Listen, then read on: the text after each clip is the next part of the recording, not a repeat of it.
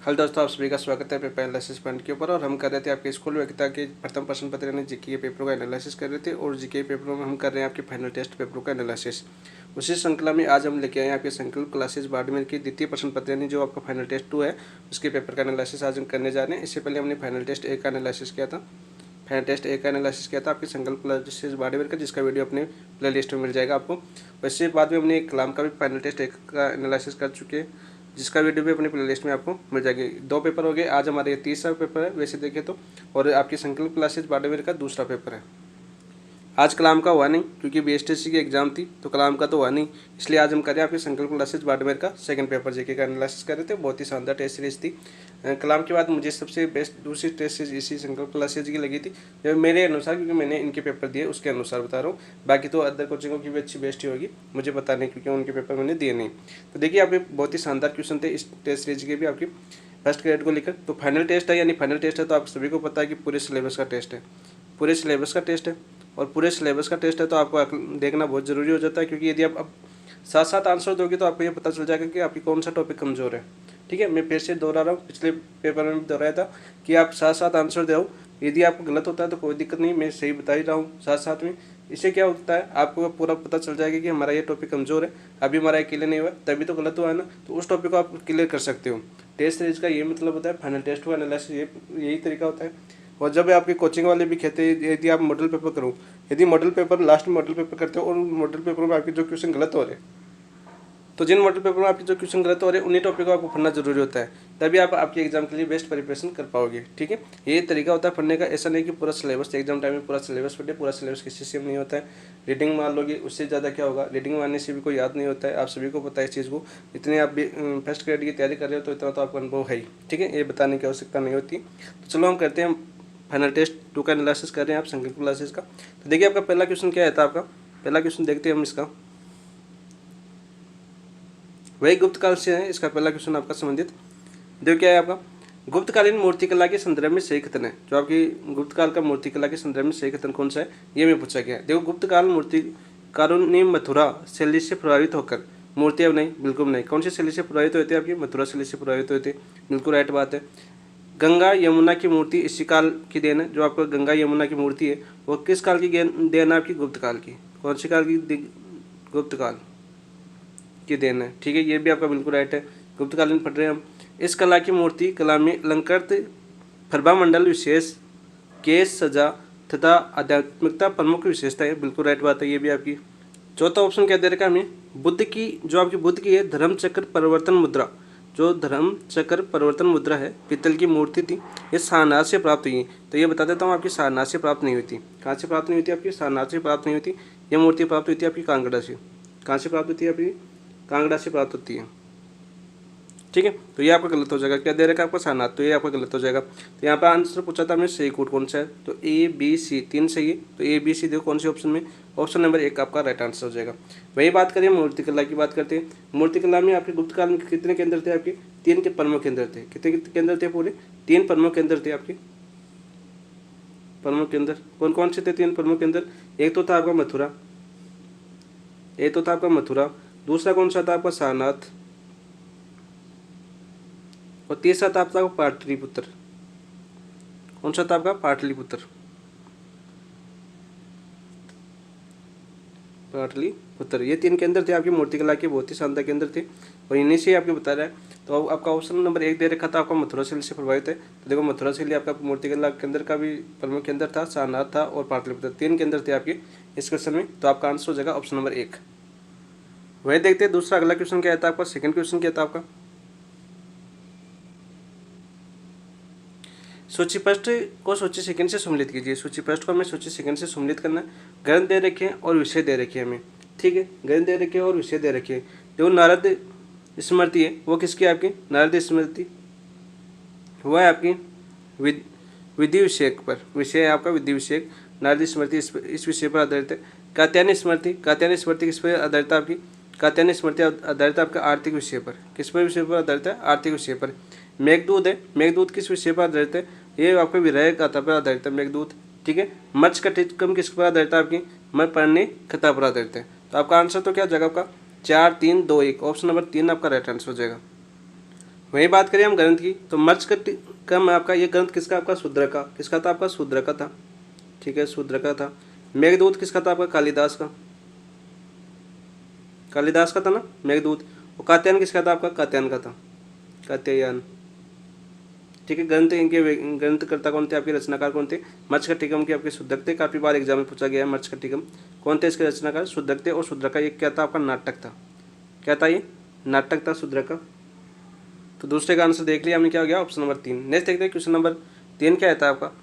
3 की बात करते हैं, क्वेश्चन नंबर 3 है आपका, मुगलकालीन साहित्य के संदर्भ में सत्य कथन नहीं है। आपका मुगलकालीन साहित्य है उसके संदर्भ में सत्य कथन कौन सा नहीं है, ये मैं बताना था। मुगलकालीन साहित्य में देखो, पंचतंत्र का फारसी अनुवाद कलीला दिमना के नाम से जाना जाता है।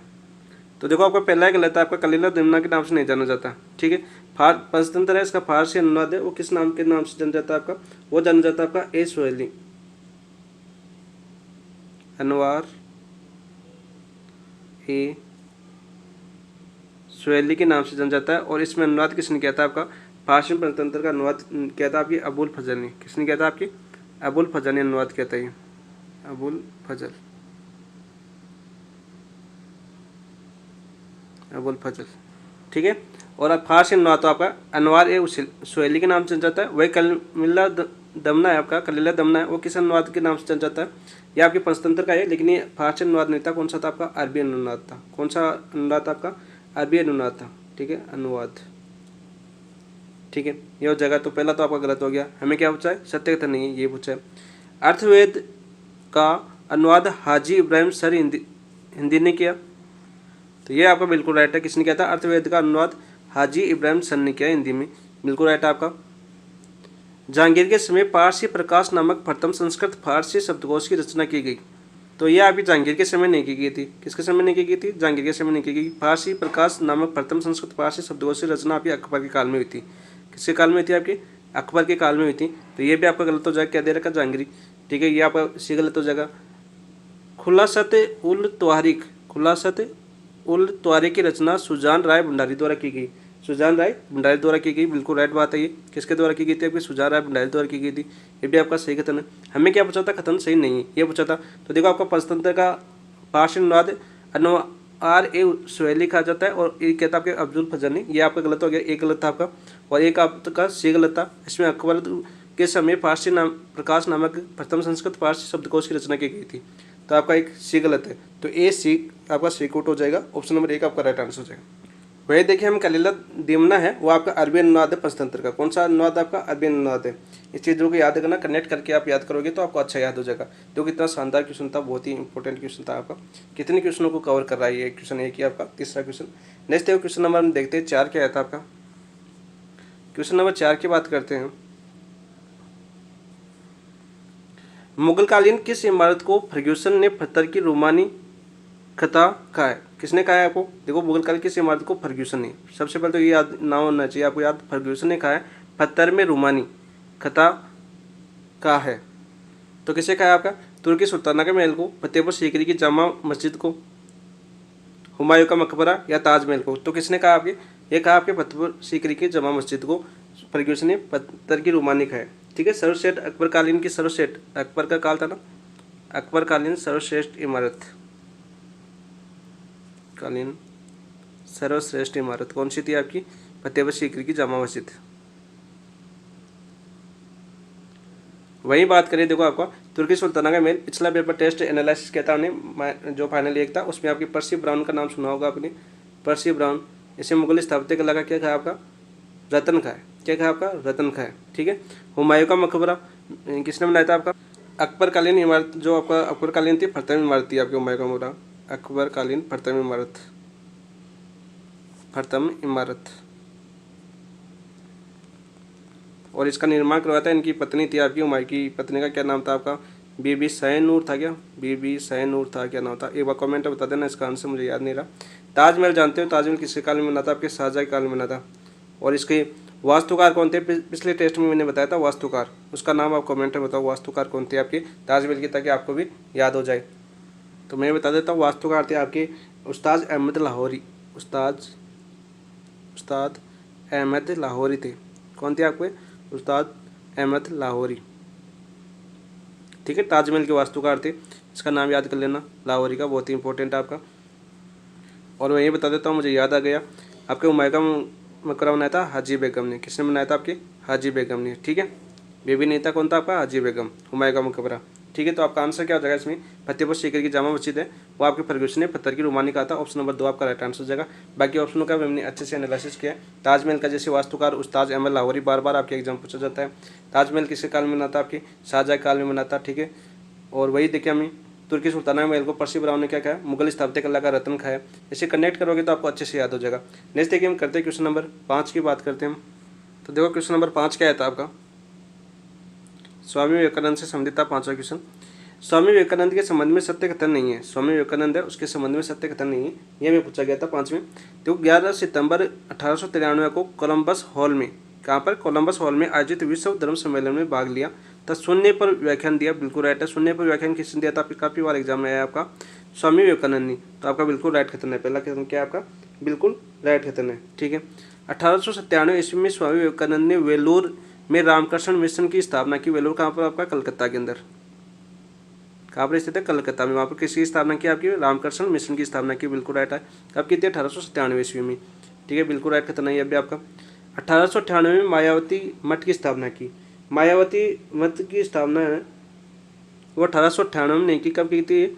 मायावती मठ की स्थापना की थी इन्होंने 1899। कब की थी? 1899 के अंदर।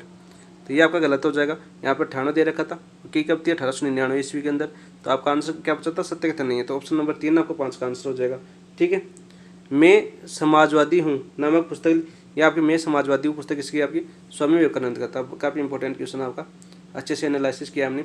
तो 11 सितंबर 1893 कोलंबस हॉल में आयोजित विश्व धर्म सम्मेलन में भाग लिया। विश्व धर्म सम्मेलन में कौन से हॉल में भाग लिया था? कोलंबस में।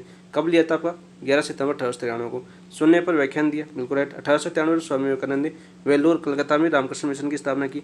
1899 में मायावती मठ की स्थापना की। और यहाँ पर 1898 दे रखा था, तो गलत हो गया। समाजवादी पुस्तक आपकी विवेकानंद की। तो ऑप्शन नंबर 3 आपका सत्य नहीं है, आंसर हो जाएगा 5 का। नेक्स्ट क्वेश्चन नंबर 6 की बात करते हैं हम। 6 क्या आता है आपका? 6 लाला लाजपत राय से संबंधित है आपका। लाला लाजपत राय के संदर्भ में सही कथनों पर विचार कीजिए। तो करते हैं विचार। पहला दे रखा आपका, इन्होंने पंजाब नेशनल बैंक की स्थापना की। बिल्कुल राइट बात है, इन्होंने पंजाब नेशनल बैंक की स्थापना की। बिल्कुल राइट है आपका। इनके राजनीतिक सिद्धांत निष्क्रिय प्रतिरोध व स्वदेशी अवधारणा पर आधारित है। किस पर आधारित है? आपकी निष्क्रिय प्रतिरोध व स्वदेशी अवधारणा पर आधारित है। बिल्कुल राइट बात है आपकी। अखिल भारतीय ट्रेड यूनियन कांग्रेस के 1920 ईस्वी में लखनऊ अधिवेशन के अध्यक्ष बने। ठीक है, देखो लाला लाजपत राय है ना, जो आपके अखिल भारतीय ट्रेड यूनियन 1920 में बम्बई, लखनऊ में नहीं थे, कहाँ पर था आपका? बम्बई में।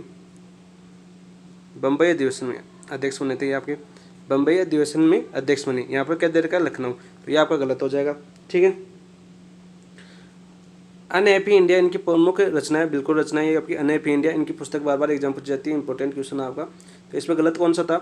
गलत तो था आपका सी, बम्बई। और मैं क्या पूछा? सही कथनों पर विचार कीजिए। तो सही कथन कौन कौन से हो जाएंगे? आपके ए, बी और डी सही हो जाएंगे। ए, बी, डी कौन से ऑप्शन में? ऑप्शन नंबर 3 आपका राइट आंसर हो जाएगा। नेक्स्ट बात करते हैं हम क्वेश्चन नंबर 7 की बात करें हम। तो 7 क्या आया था आपका? देखो 7 आया था आपका, निम्नलिखित में से कौन स्वराज्य पार्टी की स्थापना से संबंधित नहीं है? आपकी जो स्वराज्य पार्टी है, ठीक है, इसकी स्थापना से संबंधित नहीं है। तो आपको ये तो पता है कि स्वराज्य पार्टी की स्थापना सी.आर. दास और मोतीलाल नेहरू ने दोनों ने मिलकर कब की थी? मार्च 1923 के अंदर की थी। कब की थी? आपकी मार्च 1923 के अंदर की थी। तो ये दो तो आपके संबंधित हो गए। ठीक है, फिर एन.सी. केलकर और सह संस्थापक थे। एन.सी. केलकर आपकी स्वराज पार्टी क्या थे? आपके सह संस्थापक थे। तो ये भी आपका सम्मिलित है। और इसके सह संस्थापक तो आपका कौन थे? आपके एन.सी. केलकर थे। इनके अलावा आपका विठल भाई पटेल भी थे इनके साथ। कौन थे आपके? विठल भाई पटेल भी थे इनके साथ सह संस्था के में। तेज बहादुर सप्रू है, ये आपके संबंधित नहीं है आपकी स्वराज्य पार्टी से। तो आपका आंसर हो जाएगा ऑप्शन नंबर 4। वही इस पार्टी से संबंधित एक क्वेश्चन पूछा जाता है, इसके सदस्य कौन थे? ये क्वेश्चन बार बार एग्जाम पूछा जाता है। इसके सदस्य थे आपकी हकीम अजमल खां।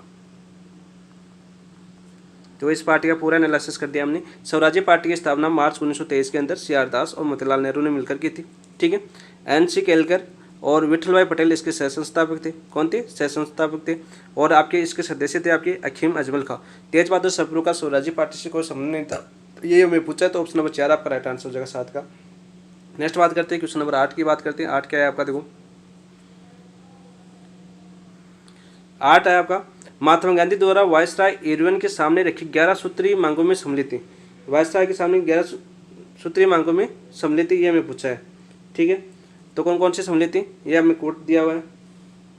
देखो लगभग 30% कटौती, लगान में 30% कटौती। तो लगान में 30% कटौती नहीं थी, लगान में कितनी प्रतिशत कटौती थी आपकी? 50%। लगान में कितनी प्रतिशत कटौती की जानी चाहिए? गांधी जी की प्रमुख मांग थी 50% कटौती की जानी चाहिए। तो पहला तो आपका गलत हो गया। डाक आरक्षण विधेयक पास किया जाए, डाक आरक्षण विधेयक पास किया जाए, बिल्कुल राइट बात है आपका कि डाक पर अधिक पैसे लग देते भारतीय सैनिकों की। ठीक है। भारतीयों को आत्मरक्षा के लिए हथियार रखने की अनुमति, भारतीयों को जो आत्मरक्षा के लिए हथियार रखने की अनुमति मिलनी चाहिए, ये भी आपकी प्रमुख मांग थी। ठीक है। 11 सूत्री मांगों में नमक कर समाप्त हो, वह नमक पर सरकारी एकाधिकार समाप्त हो, जो नमक कर है आपका, और नमक पर सरकारी एकाधिकार समाप्त हो, ये भी आपका बिल्कुल प्रमुख मांग थी। तो सही कोट पूछा था, तो पहला गलत हो जाएगा। तो इसके साथ आपका आंसर हो जाएगा बी सी डी सही है, तो ऑप्शन नंबर 2 आपका राइट आंसर हो जाएगा। वहीं आपके सैन्य पर पूछी थी, सैन्य पर खर्चा कितनी कटौती की जाए, सैन्य पर भी आपकी 50% कटौती की जाए। ठीक है। किसान पर लगान पर भी 50% और सैन्य खर्चों पर भी कितनी 50% कटौती की जाए, ये गांधी जी की प्रमुख मांगे थी। तो आपका आंसर हो जाएगा केवल बी सी डी। तो क्वेश्चन नंबर 8 का आंसर हो जाएगा ऑप्शन नंबर 2। नेक्स्ट बात करते हैं क्वेश्चन नंबर 9 की। तो 9 क्या था आपका? देखो क्वेश्चन नंबर 9 पूछा गया था, निम्नलिखित में से सम्मिलित कीजिए। निम्नलिखित को हमें सम्मिलित करना है। लेखक दे रखे हैं और रचनाकार दे रखे हैं, लेखक और रचनाकार दे रखे हैं। कान्हा व्यास, कान्हा व्यास की रचना कौन सी थी? एकलंगी मातमी। किसकी रचना है आपकी? कान्हा व्यास की रचना है। ठीक है। 9 में गंगानंद मैथिल, गंगानंद मैथिल है, इनकी रचना कौन सी आपकी? कर्ण भूषण है। कौन सी आपकी? कर्ण भूषण है। चिंतामणि शुक्र सप्तती की रचना है। चिंतामणि की रचना कौन सी आपकी? शुक्र सप्तती है। चंद्रशेखर की रचना कौन सी आपकी? हमीरहट। तो आपका आंसर क्या हो जाएगा? देखो आपका पहला किसमें आपका 3, तो देखो 3 2 में है, ये गलत, ये गलत। फिर दूसरा 2 में कर्ण भूषण किसकी रचना थी आपकी? गंगानंद मैथिल की रचना थी, काफ़ी इंपॉर्टेंट आपकी ये। ठीक है। तो यहाँ पर देखो 2 इसमें है, इसमें 1 है, तो ये गलत हो जाएगा। तो आपका आंसर हो जाएगा ऑप्शन नंबर 2 राइट आंसर हो जाएगा 9 के अंदर। ठीक है। वहीं मैं साथ में बताऊँ आपको, कान्हा व्यास थे वो किसके दरबारी कवि थे? आपके कुंभा के दरबारी कवि थे। किसके दरबारी कवि थे? आपके कुंभा के दरबारी कवि थे। और आपके जो गंगानंद मैथिल थे, ये आपके बीकानेर के करण सिंह के दरबारी कवि थे। बीकानेर थे आपके, और बीकानेर के राजा कौन थे आपके? करण सिंह। इस करण सिंह के दरबारी कवि कौन थे आपके? ये थे आपके गंगानंद मैथिल। ठीक है। और ये भी आपके, वही बात करें आपकी जो चिंतामणि है, ये भी आपके करण सिंह के थे। और करण सिंह है, चिंतामणि है आपकी, इनकी रचना थी शुक्र सप्तती। ये करण सिंह के दरबारी कवि थे, और शुक्र सप्तती में इन्होंने करण सिंह को क्या कहा आपका? जालंधर का बादशाह कहा। क्या कहा आपका? जालंधर का बादशाह। कौन सी रचना के अंदर? शुक्र सप्तती रचना के अंदर। वो किसको कहा है जालंधर का बादशाह? करण सिंह को। ठीक है, याद करना, ये भी आपका इंपॉर्टेंट है। और हम जानते हैं चंद्रशेखर है, चंद्रशेखर आपके हमीरहट है इनकी रचना। और ये आपके चौहान शासक थे आपके हमीर। ठीक है, रणथंभौर के अमीर थे ना, उनके बारे में लिखी थी आपकी हमीरहट। तो देखो हमने ये भी देख लिया कि किसका वर्णन किस बुक के अंदर, रचना के अंदर है आपका। लेखक किसके दरबारी कवि थे, ये भी हमने देख लिया। तो यहाँ पर आंसर हो जाएगा आपका ऑप्शन नंबर 2 का। नेक्स्ट देखिए क्वेश्चन नंबर 10 की बात करते हैं हम। 10 क्या है आपका? निम्नलिखित को सम्मिलित कीजिए। निम्नलिखित को हम सम्मिलित करते हैं। शासक दे रखे हैं हमें 18 शतंग क्रांति के, और रियासत दे रखी है। शासक और रियासत दे रखी है हमें। तो देखो आपका जसवंत सिंह है, जसवंत सिंह आपके भरतपुर के थे। कहाँ के थे आपके? भरतपुर के थे जसवंत सिंह। ठीक है, रणजीत सिंह है, रणजीत सिंह आपके जैसलमेर के थे। कहाँ के थे आपके? जैसलमेर के थे रणजीत सिंह। दलपत सिंह है, दलपत सिंह थे आपके प्रतापगढ़ के। कहाँ के थे आपके? प्रतापगढ़ के। और भगवंत सिंह थे, वो कहाँ के थे आपके? धौलपुर के। ठीक है, तो आपका आंसर क्या हो जाएगा? देखो 4 3 2 1, 4 3 2 1, ऑप्शन नंबर 2 आपका राइट आंसर हो जाएगा 10 का। नेक्स्ट करते हैं क्वेश्चन नंबर 11 की बात करते हैं। 11 क्या आता है आपका? 11 आपका जयपुर प्रजामंडल से संबंधित है। देखो जयपुर प्रजामंडल के संबंध में असत्य कथन की हमें बात करनी है। ठीक है, 1931 में कपूरचंद पाटनी के प्रयासों से जयपुर पंजाब मंडल की स्थापना की गई थी। बिल्कुल राइट बात की थी। कपूरचंद पाटनी ने जयपुर पंजाब मंडल की स्थापना की थी। कब की थी? 1931 में। वह 1931 की बात करें, साथ में एक और की हुई थी, कहाँ पर? बूंदी की। और बूंदी की किसी ने की थी? आपकी कांतिलाल ने। ऐसे कनेक्ट कर लोगे तो आपको याद हो जाएगा कि बूंदी की 1931 में हुई थी और जयपुर की 1931 में हुई थी। ठीक है। जयपुर पंजाब मंडल 1936 में, जयपुर पंजाब मंडल का पुनर्गठन 1936 में अर्जुन लाल सेठी ने किया। अर्जुन लाल सेठी ने किया, तो ये आपका गलत हो जाएगा। अर्जुन लाल सेठी ने नहीं किया था पुनर्गठन। ठीक है। पुनर्गठन किसने किया था? आपके हीरालाल शास्त्री ने। हीरालाल शास्त्री पे जानते हो ना, आपका जेंटलमैन एग्रीमेंट हुआ था, इसी संबंधी था आपका जेंटलमैन एग्रीमेंट। आगे अगला क्वेश्चन, ये आपका गलत हो जाएगा, दूसरा कथन। और हमें क्या पूछा था? ऐसा कथन पूछा था, तो आपका आंसर हो जाएगा ऑप्शन नंबर 2। ठीक है। 1936 में किया था हीरालाल शास्त्री ने पुनर्गठन। जेंटलमैन एग्रीमेंट हीरालाल शास्त्री और मिर्जा इस्माइल के मध्य हुआ। बिल्कुल राइट बात है।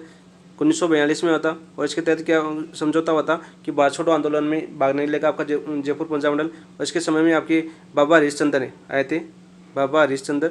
और बाबा हरिश्चंद्र ने किसकी स्थापना की थी? आपकी आज़ाद मोर्चे की।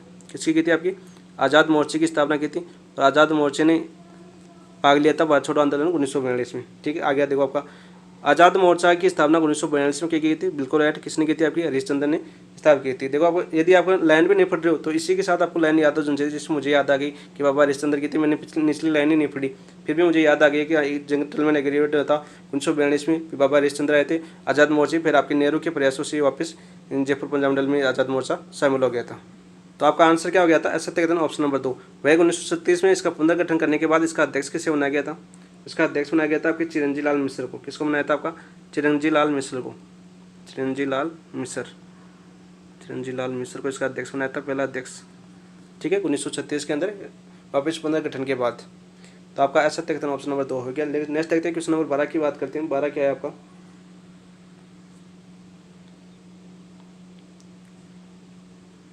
देखो, चेतराम बुखर, टिक्कूराम बुखर। देखो, चेतराम बुखर और टिक्कूराम बुखर, आज तक एग्जाम में चेतराम टिक्कूराम यही पूछा है। अब इन्होंने देखो टेस्ट सीरीज में ये इनका पूरा नाम दे दिया, बुखर थे वो। ठीक है। टिक्कूराम बुखर, तुलछाराम बुखर। ठीक है। तथा आसाराम पिलानिया, आसाराम पिलानिया, देखो पूरा नाम दिया इन्होंने। किस हत्याकांड में शहीद हुए थे? तो ये किसमें होती है? आपकी निमोचना हत्याकांड? नहीं, निमोचना हत्याकांड नहीं होती। कब होता है आपका निमोचना हत्याकांड? तो 24 मई 1925, 1925, सॉरी 24 मई नहीं, कितना था आपका? 14 मई 1925। निमोचना हत्याकांड आपका 14 मई 1925 हुआ था। राजस्थान का जलियांवाला बाग हत्याकांड कहाँ पर से संबंधित था? आपका अलवर से। तो ये तो आपका अलवर से तो नहीं थे। ठीक है। कुंदन हत्याकांड, कुंदन हत्याकांड कहाँ पर होता है? आपका सीकर में। ठीक है। ये एक बात देखो। चंद्रावला हत्याकांड, चंद्रावला आपके मारवाड़ से संबंधित था। ठीक है। और डाबड़ा हत्याकांड 1900, ये आपका बीकानेर से संबंधित था, वैसे मारवाड़ में आ गया है अभी। डाबड़ा हत्याकांड की डेट पूछी जाती है बार बार। कब होता है आपका? 13 मार्च 1947 को होता। 13 मार्च 1947 को डीडवाना, कहाँ पर होता है आपका? डीडवाना कुचामन, आपका नया जिला बन गया ना डीडवाना कुचामन। डीडवाना के अंदर होता है, बीकानेर संबंधित था डाबड़ा कांड। 13 मार्च 1947 को होता। लेकिन हमारा क्वेश्चन क्या था? देखो, हमारा क्वेश्चन था चेतराम बुखर, टिक्कूराम बुखर और तुलछाराम बुखर है आसाराम पिलानिया किस हत्याकांड से संबंधित थे? वो थे आपकी कुंदन सीकर हत्याकांड से संबंधित थे। कहाँ से संबंधित है? आपकी कुंदन सीकर हत्याकांड से संबंधित थे। और कब होता है आपका कुंदन हत्याकांड? कुंदन हत्याकांड होता है आपका 25 अप्रैल 1935 को। कब आता है आपका? 25 अप्रैल 1935 को यह हत्याकांड होता, 1935। ठीक है। इस हत्याकांड से संबंधित है आपके चेतराम बुखर, टिक्कूराम बुखर और तुलछाराम बुखर। तो ऑप्शन नंबर 2 आपका राइट आंसर हो जाएगा। और इसे जो मार दिया था, इस कुंदन हत्याकांड का जो मामला था, ठीक है, इंग्लैंड के हाउस ऑफ कॉमन्स में भी उठा था इसका मामला। किसमें उठा था? ये काफ़ी बार पूछा गया आपके एग्जाम में। कुंदन हत्याकांड का जो मामला है वो ब्रिटेन में हाउस ऑफ कॉमन में उठाया गया था। हाउस ऑफ कॉमन्स में उठने वाला मामला कौन सा है आपका? जून 1935 में उठाया गया था, जून 1935 में। ठीक है। यह मामला आपका इंग्लैंड के अंदर हाउस ऑफ कॉमन्स में उठा था। कुंदन हत्याकांड वाला काफ़ी चर्चित है और काफ़ी बार एग्जाम था। किसान आंदोलन के ये हत्याकांड था जिसकी चर्चा आपके ब्रिटेन के अंदर हुई थी। ठीक है, सीकर का। तो आपका आंसर हो जाएगा ऑप्शन नंबर 2। नेक्स्ट है क्वेश्चन नंबर हम 13 देखते हैं। 13 क्या आपका? 13 है था आपका सत्य कथनों का चयन कीजिए। सत्य कथनों का हमें चयन करना। सत्य कथन कौन सा आपका 13 के अंदर? अलवर चित्र शैली में वेश्याओं के चित्र बनाए गए। अलवर चित्र शैली है, उसे वेश्याओं के चित्र बनाए गए। बिल्कुल राइट है। एक लाइन आपकी सीधी सीधी पूछी जाती है कि शैली में आपकी वेश्याओं के चित्र मिलते हैं, तो अल्लोर चित्र शैली के अंदर मिलते हैं। काफ़ी बार आपके क्वेश्चन पूछा गया है ये आप वाला। महाराजा मंगल सिंह के समय चित्रकार मूलचंद हाथीदांत पर चित्रकार करने वाले थे ना, मूलचंद, हाँ। और उदयराम ने हाथीदांत पर के फलकों पर सूक्ष्म चित्रांकन किया, बिल्कुल राइट है। काफ़ी बार बहुत ही इंपॉर्टेंट क्वेश्चन है ये भी आपका। अल्लोर चित्र शैली के प्रमुख चित्रकार बक्साराम, जमुनादास और छोटे लाल थे, बिल्कुल राइट। ये भी आपका बिल्कुल राइट कथन है, ठीक है। तो आपका आंसर क्या हो जाएगा? सत्य कथन। तीनों सत्य है तो A B C. Option number 4 आपका राइट आंसर हो जाएगा, ए बी सी सत्य कथन है आपका। नेक्स्ट है क्वेश्चन नंबर 14 की बात करते हैं हम। 14 क्या रहता है आपका? संत मावजी द्वारा चलाए गए लसोड़िया आंदोलन का प्रमुख केंद्र था। संत मावजी थे ना आपके डूंगरपुर बांसवाड़ा संदित शामला गांव,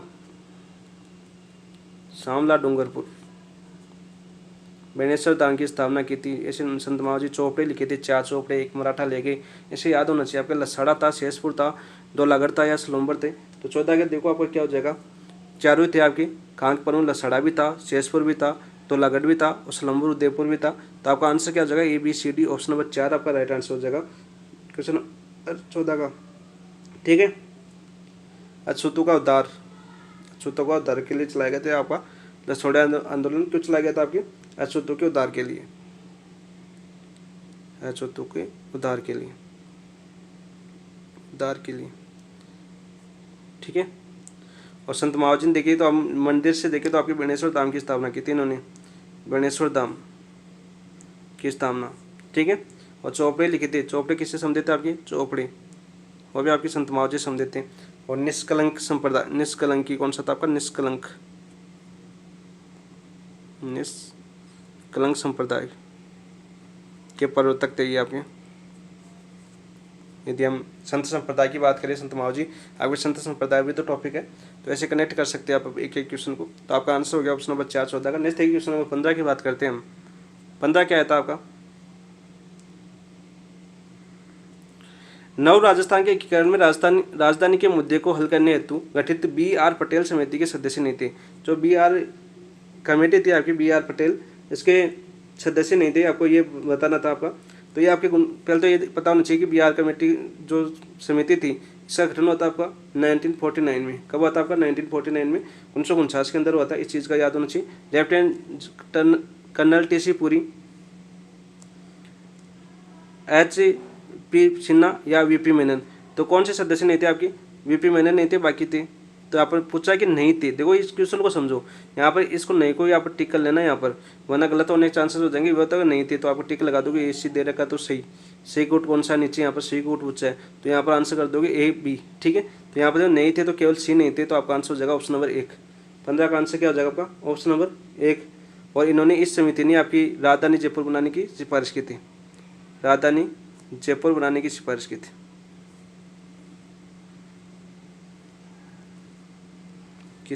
थी, ठीक है, ये याद करना।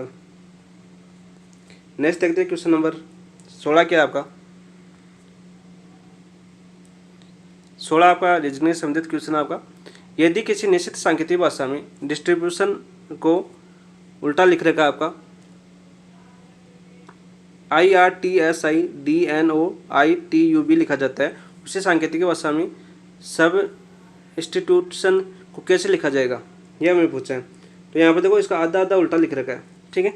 क्या लिख रखा है देखो आपको मैं यहाँ पर बता देता हूँ आपका DISTRIBUTION, ठीक है। तो यहाँ पर देखो क्या लिख रहा है, यहाँ पर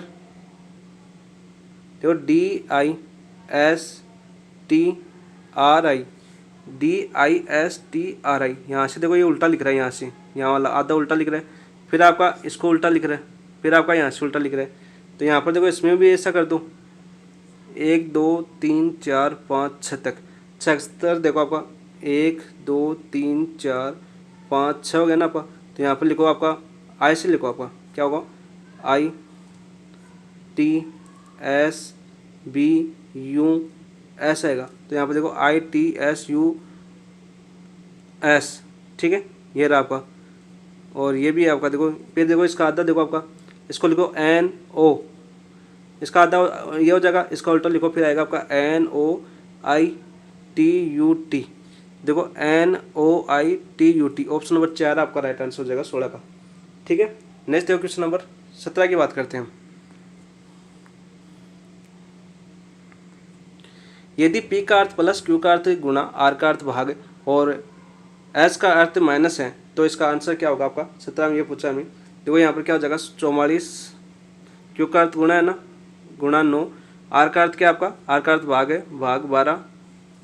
ठीक है, S का अर्थ क्या आपका माइनस है 6, फिर Q आया अपने पास, Q का अर्थ क्या है आपका गुणा 4, P का अर्थ क्या आपका प्लस 16। ठीक है, तो इसका मान क्या होगा ये हमें पूछे हैं। तो देखो इसको करते हैं, इसको क्या लिख सकता हूँ मैं, इसको 44 इंटू 9 बटा 12 माइनस का 6, 6 का 24 प्लस का 16। एक बार ऐसे कर देता हूँ, यहाँ से देखो 4 से काटूंगा तो 4 एकम 4, 4 एकम 4 और 4 3 12। ठीक है, 3 से 3 3 9, तो 11 3 33, 11 3 33 हो जाएगा, माइनस का 24 प्लस का 16। तो यहाँ पर देखो 16 और 33 कितना होगा, 6 3 9 और 3 1 4, 4 1 4 हो जाएगा 49 माइनस का 24। तो देखो यहाँ से कितना हो जाएगा, 9 में से 4 गया तो 5 और 4 में से 2 गया तो 2, तो आपका आंसर हो जाएगा 25। तो 25 देखो कौन से ऑप्शन में आ रहा है, ऑप्शन नंबर 1 आपका राइट आंसर हो जाएगा। नेक्स्ट देखो क्वेश्चन नंबर 18 देखते हैं हम। 18 क्या आपका, देखो एक पासे की 2 आकृतियाँ दी गई है, एक पासे की 2 आकृतियाँ दी गई है। ठीक है, 2 आकृतियाँ दी गई, एक का विपरीत क्या होगा। देखो इन दोनों में देखो 2 आकृतियाँ दी गई, उभयनिष्ठ देखो आपका 3 उभयनिष्ठ आ रहा है ना, 3 को उभयनिष्ठ पकड़ो और घड़ी की दिशा में घुमा दो, विपरीत दिशा में, घड़ी की दिशा में 3 फिर 5 फिर 1, तो क्या जाएगा आपका देखो 3 5 और 1। ठीक है, फिर ये आपका दे रखा है तो इसको घड़ी की दिशा में ऐसे घूमेगा ना आपका 3 2 4, 3 2 4, तो हमें क्या पूछा एक का विपरीत। तो एक का देखो, एक का विपरीत 4 है, 5 का विपरीत 2 है, लेकिन हमें एक का पूछा तो एक का विपरीत क्या हो जाएगा 4। काफी इजी क्वेश्चन था, तो ऑप्शन नंबर 4 3 आपका राइट आंसर हो जाएगा 4। और वही शेष जो बच गया आपका 6, वो किसका जाएगा आपका 3 का विपरीत। ठीक है, तो इस चीज़ को ध्यान रखना, जो कॉमन है ना उसको पकड़ना, फिर घड़ी की दिशा में घुमा देना इनको, और जो आपके बराबर में है वही इसका विपरीत होगा। ठीक है, ये आपका बहुत ही अच्छा क्वेश्चन है, आप SST के वालों के लिए काफ़ी सरल क्वेश्चन पड़ता है ऐसा, क्योंकि उनके लिए थोड़ा मेट वाले तक पड़ जाते हैं ना, तो ऐसे क्वेश्चन से इजी क्वेश्चन उनके गलत नहीं होने चाहिए। नेक्स्ट क्वेश्चन नंबर 19 की बात करते हैं हम।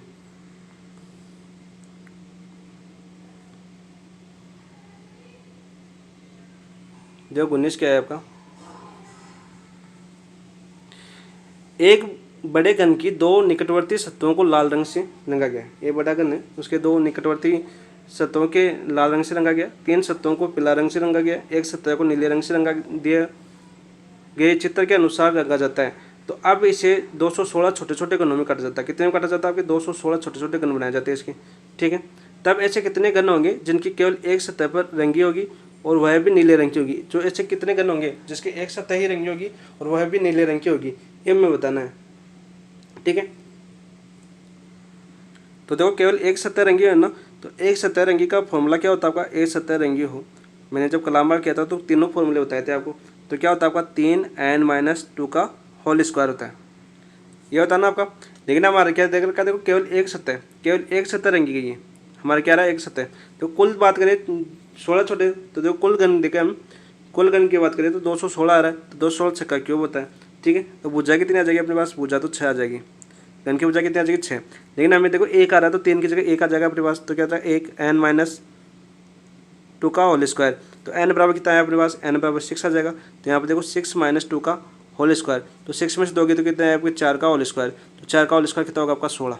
ठीक है, 16 होगा ना, तो आपका आंसर देखो 16 किसमें, ऑप्शन नंबर 3 आपका राइट आंसर हो जाएगा 19 का। नेक्स्ट देखते हैं क्वेश्चन नंबर 20 की बात करते हैं। 20 क्या था आपका,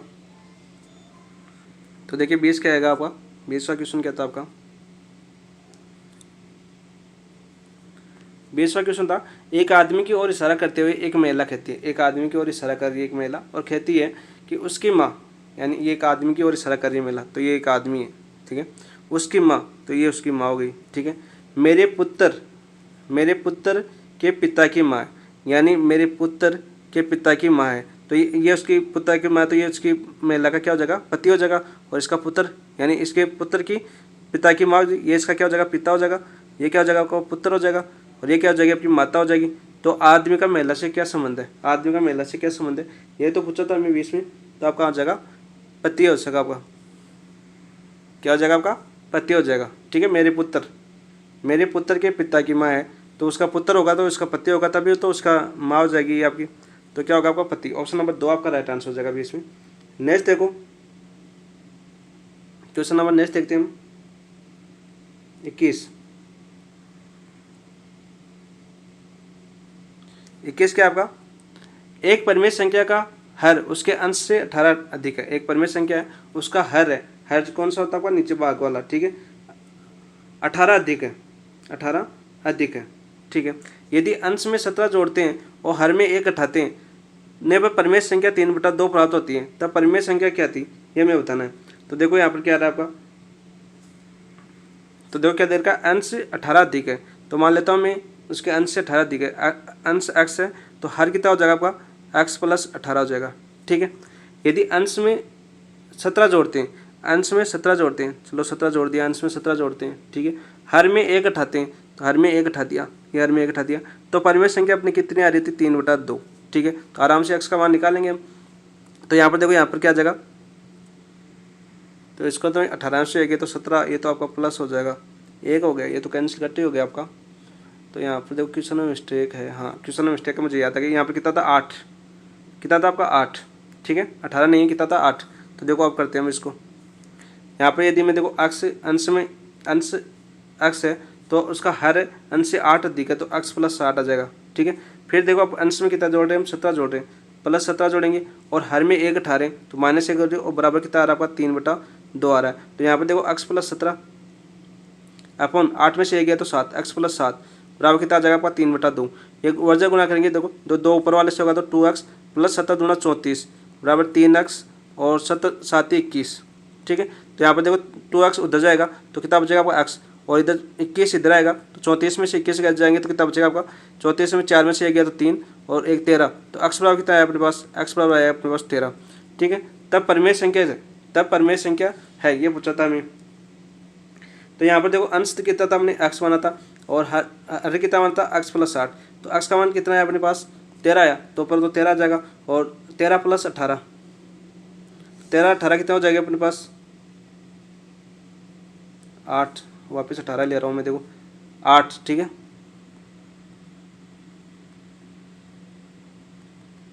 एक मिनट, पूरा गायब हो गया, चलो कोई ना, वापस कर लेते हैं। x + 8 बराबर, इसमें प्लस से 17 जोड़ रहे थे, हर में माइनस से 1 उठा रहे थे और 3/2 था, तो x का मान कितना आ गया था अपने पास 13 आ गया था। तो देखो हमने संख्या क्या बनी थी x और x + 8 थी, ठीक है। x का मान 13 रखो तो ऊपर तो कितना आ जाएगा अपने पास 13, और ऊपर 13 + 8 तो कितना हो जाएगा अपने पास 13, और 13 और 8 कितना हो गया अपने पास 21, कितना हो जाएगा 21, 13/21 आपका राइट आंसर हो जाएगा। ऑप्शन नंबर 1 आपका राइट आंसर होगा, ठीक है। 21 का थोड़े से यहाँ पर 8 नहीं है, यहाँ पर सॉरी 18 नहीं है, यहाँ पर 8 है, ठीक है, तब जाके आपका आंसर होगा, ठीक है, नहीं तो आंसर नहीं आएगा। तो ये क्वेश्चन थोड़ा सा मिस्टेक था, तो ये सही कर लीजिए। नेक्स्ट है क्वेश्चन नंबर 22 की बात करते हैं हम। 22 आपका एक द्विघात समीकरण के मूलों का संयोजन, यानी मूलों का जो संयोजन है वो कितना दे रखा है -2 और गुणनफल दे रखा है -7, तो वो समीकरण, तो अल्फा + बीटा होता है मूलों का संयोजन, कितना दे रखा है -2, गुणनफल दे रखा है हमें अल्फा बीटा -4, तो समीकरण क्या होती है आपकी, समीकरण क्या होती है x² - मूलों का योग, यानी संयोजन मूलों का योग, योग लिख देता हूँ मूलों का योग, और x और प्लस होता है आपका मूलों का गुणनफल, ठीक है, गुण = 0।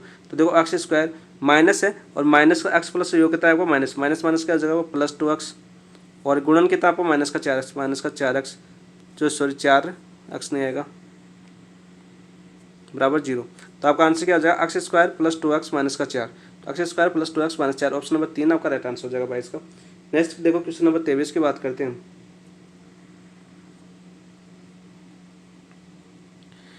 निम्नलिखित बारंबारता बटन का माध्य याद कीजिए, बारंबारता बटन दे रखा है, इसका माध्य याद करना है हमें। तो देखो हमें माध्य याद करना है, तो सर्वप्रथम क्या करेंगे हम, सर्वप्रथम करेंगे हम वर्ग माध्य याद करो, यहाँ पर बना देता हूँ, क्या करेंगे हम वर्ग माध्य। तो वर्ग माध्य क्या हो जाएगा आपका, वर्ग माध्य हो जाएगा, देखो इन दोनों का अंतराल है, इन दोनों का योग और इनका आधा क्या होता है आपका, अंतराल में मान लेता हूँ x + y/2 होता है, ठीक है। देखो 40 + 50 कितना हो गया अपने पास, 40 + 90, 90 का आता 45, तो कितना हो जाएगा 45। यहाँ पर देखो आपका 50 60 कितना हो गया अपने पास 0 5 से 11, तो कितना हो जाएगा अपने पास 55 हो जाएगा वर्ग माध्य। यहाँ पर देखो 60 और 70 कितना हो जाएगा अपने पास 130 का आधा कितना हो जाएगा पास 65, यहाँ पर देखो आपका 70 और 80 कितने हो जाएंगे अपने पास 150, 150 का आधा कितना हो जाएगा पास 75, कितना हो गया अपना पास 75 हो गया। ठीक है, 150 का आधा 90 और 80 कितने हो जाएंगे 170, 170 का आधा कितना हो जाएगा अपने पास 85, कितना हो जाएगा 85। ठीक है, और 190 एंड ये हो जाएगा अपने पास कितना 95 हो जाएगा ना इन दोनों का आधा 190 का आधा 95 हो जाएगा। ठीक है 95, ठीक है 9 9 18 1 10। ठीक है, फिर क्या करते हैं हम, ये अपना ऐप था, फिर एफ आई एक्स आई याद करते हैं। इनका आगे क्या करेंगे हम याद, एफ आई और एक्स आई यानी इन दोनों का गुणा करेंगे, यानी इसको इससे गुणा करेंगे। तो देखो 10 से गुणा करेंगे तो कितना आएगा आपका 450। ठीक है 450, 2555 से गुणा करेंगे तो आएगा आपका 1375, कितना आएगा आपका 1375। ठीक है, 65 को 28 से गुणा करेंगे तो कितना आएगा आपके पास 1820, कितना आएगा आपका 1820 आएगा 1820। 12 को 75 से गुणा करेंगे तो कितना आएगा आपका 900। 10 को 85 से करेंगे तो 850 और 15 को 95 से करेंगे तो आपका 1425 आएगा, कितना आएगा आपका 1425। और अब मतलब माध्य क्या होता है, यहाँ पर देखो बारंबारता का योग तो कितना हो जाएगा अपने पास, ये बारंबारता का योग हो जाएगा अपने पास 100, कितना हो जाएगा अपने पास 100। और इनका योग एफ आई एक्स आई का योग कितना हो जाएगा अपने पास, ये हो जाएगा अपने पास 6820 हो जाएगा। तो मेन क्या होता है आपका, मेन क्या होता है आपका, मेन होता है आपका यानी माध्य summation F I x I upon F summation F. तो देखो इसका योग कितना है अपने पास 6820, कितना है अपने पास 6820 अपॉन एफ के समेशन यानी बारंबारता का योग कितना है आपके पास 100। तो यहाँ पर कितना आ जाएगा आपके पास 68.20 आपका माध्य आ जाएगा। तो ऑप्शन नंबर 2 आपका राइट आंसर हो जाएगा। ठीक है, बाकी इसको पद विचलन विदेशी भी निकाल सकते हैं, आसान होगा। पद विचलन यानी सी एफ निकालो या फिर इनका अंतर निकालो। ठीक है, 28 बारंबारता पद विचलन 3-4 तरीके आपके माध्य याद करने का। नेक्स्ट क्वेश्चन नंबर हम देखते हैं 24 क्या है आपका, 24 क्या था आपका, इसका 68.20 माध्य आ जाएगा।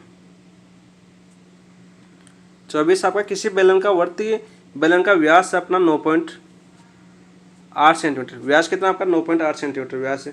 तो त्रिज्या कितनी हो जाएगी, देखो ये व्यास दे रखा है 9.8, तो त्रिज्या कितनी हो जाएगी 2 का भाग 2 4.9 हो जाएगी, कितनी हो जाएगी 4.9, त्रिज्या 4.9 हो गई। ठीक है, उसका लंबाई उसकी लंबाई यानी एच दे रखी है 20 सेंटीमीटर, एच कितनी दे रखा है हमें 20 सेंटीमीटर। तो बेलन का संपूर्ण पृष्ठीय क्षेत्रफल निकालना है। तो बेलन का संपूर्ण पृष्ठीय क्षेत्रफल का फॉर्मूला क्या होता है आपका 2πr और r प्लस एच होता है। ठीक है, ये मान लो या एच प्लस आर होता है। ठीक है, तो यहाँ पर मान रख दो 2π का मान 22/7, आर का मान कितना है आपके पास 4.9 और कोष्टक आर का मान 4.9 प्लस एच का मान कितना आपका 20 प्लस का 20। ठीक है, प्लस का 20 हो गया 4.9 प्लस का 20। ठीक है, यहाँ पर देखो ये करेंगे हम, तो यहाँ पर क्या आ जाएगा अपने पास, यहाँ से देखो आपका आ जाएगा 2 इंटू 22/7 इंटू 4.9, 22/7 इंटू 4.9 और ये देखो आपका 20 में से 4.9 24.9 आ जाएगा इंटू 24.9 आ जाएगा। यहाँ से देखो ये आपका पॉइंट हटाएंगे तो 0, ये 7 7 तो 49 7 चला जाएगा। ठीक है, और यहाँ से देखो आपका ये पॉइंट हटाएंगे तो नीचे 10 आ जाएगा। ठीक है, और इनको पूरे को गुणा करेंगे तो हमारे पास मान आ जाएगा अपने पास 73,692, कितना आ जाएगा पास, मैं डायरेक्ट लिख रहा हूँ थोड़ा टाइम को देखते हुए, 73,692 आएगा अपने पास बटे 100। तो यहाँ पर देखो 100 का बाद 2 बिंदु छोटे तो 766.92 आपका राइट आंसर हो जाएगा। 766.92 कौन सी में आपका, तो इसका आंसर आएगा आपको 766.92 आएगा। किसी में ऑप्शन नहीं दे रखा लेकिन आंसर ये आपका बिल्कुल राइट है। ठीक है, नेक्स्ट देखिए क्वेश्चन नंबर 25 देखते हैं। 25 क्या आया था आपका, देखो किसी लंबवर्ती शंकु के आधार की त्रिज्या उसकी ऊंचाई में से प्रत्येक में 10% वृद्धि कर दी जाए, प्रत्येक में 10% वृद्धि कर दी जाए तो शंकु के आयतन में कितने प्रतिशत की वृद्धि होगी, शंकु के आयतन में कितने प्रतिशत की वृद्धि होगी ये हमें बताना था। ठीक है, तो देखो आधार और शंकु का आयतन, तो यहाँ पर देखो सबसे पहले शंकु का आयतन क्या होता है आपका, शंकु का आयतन बड़ा क्वेश्चन है ये भी आपका, क्या होता है आपका 1/3 πr² h होता है। ठीक है, 1/3 πr² होता है।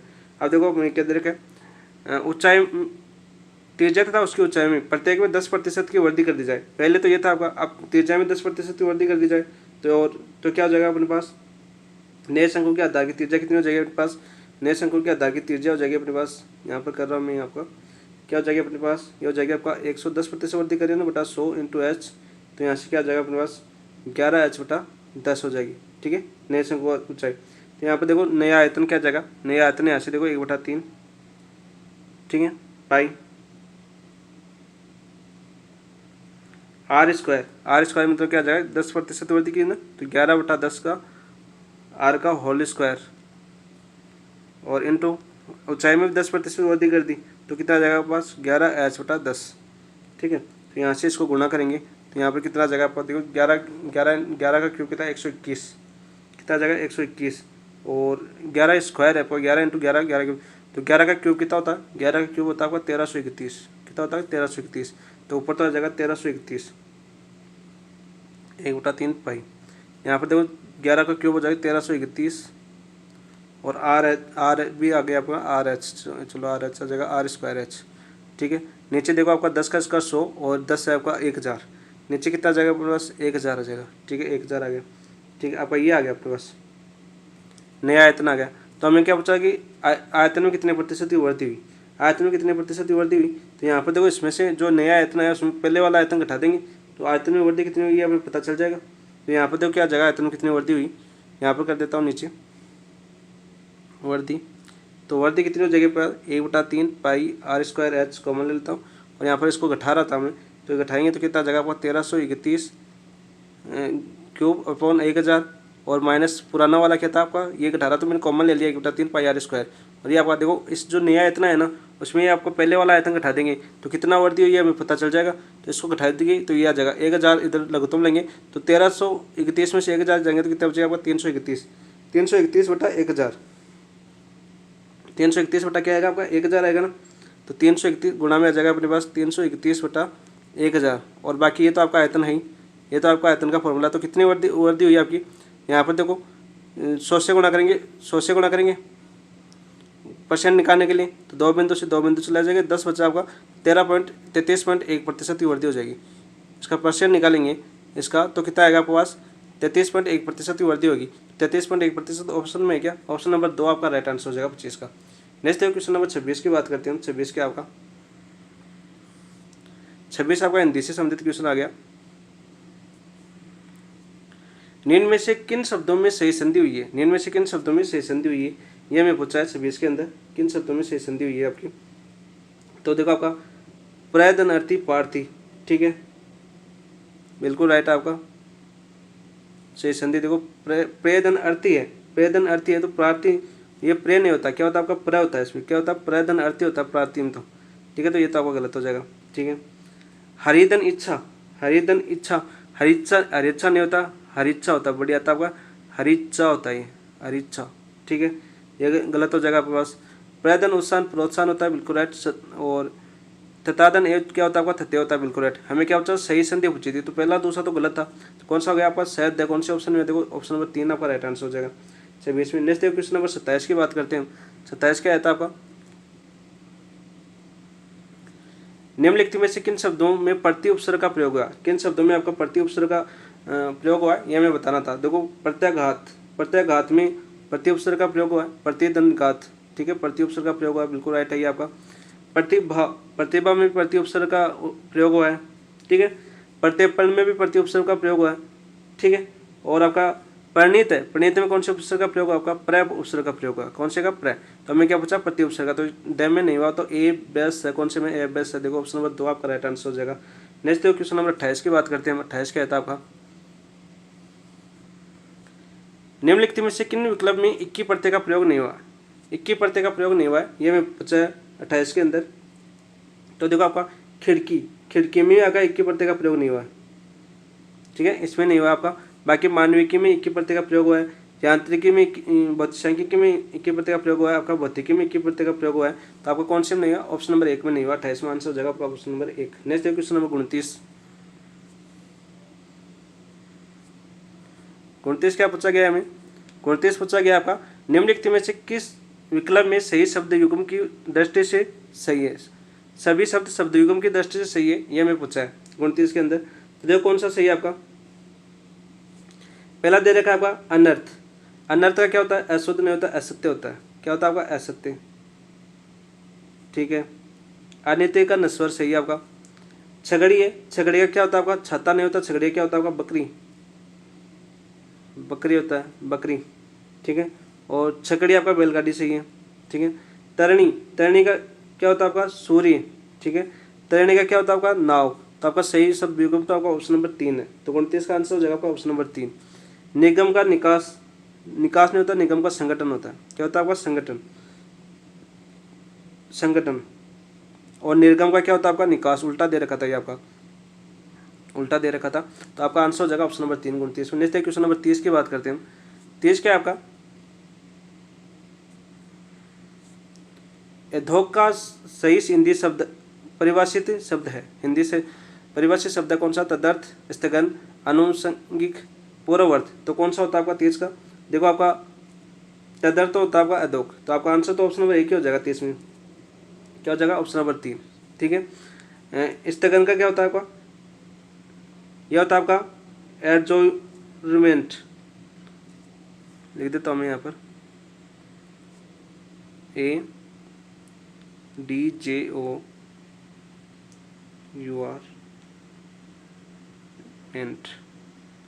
यह होता है स्थगन का। आनुषंगिक का क्या होता है आपका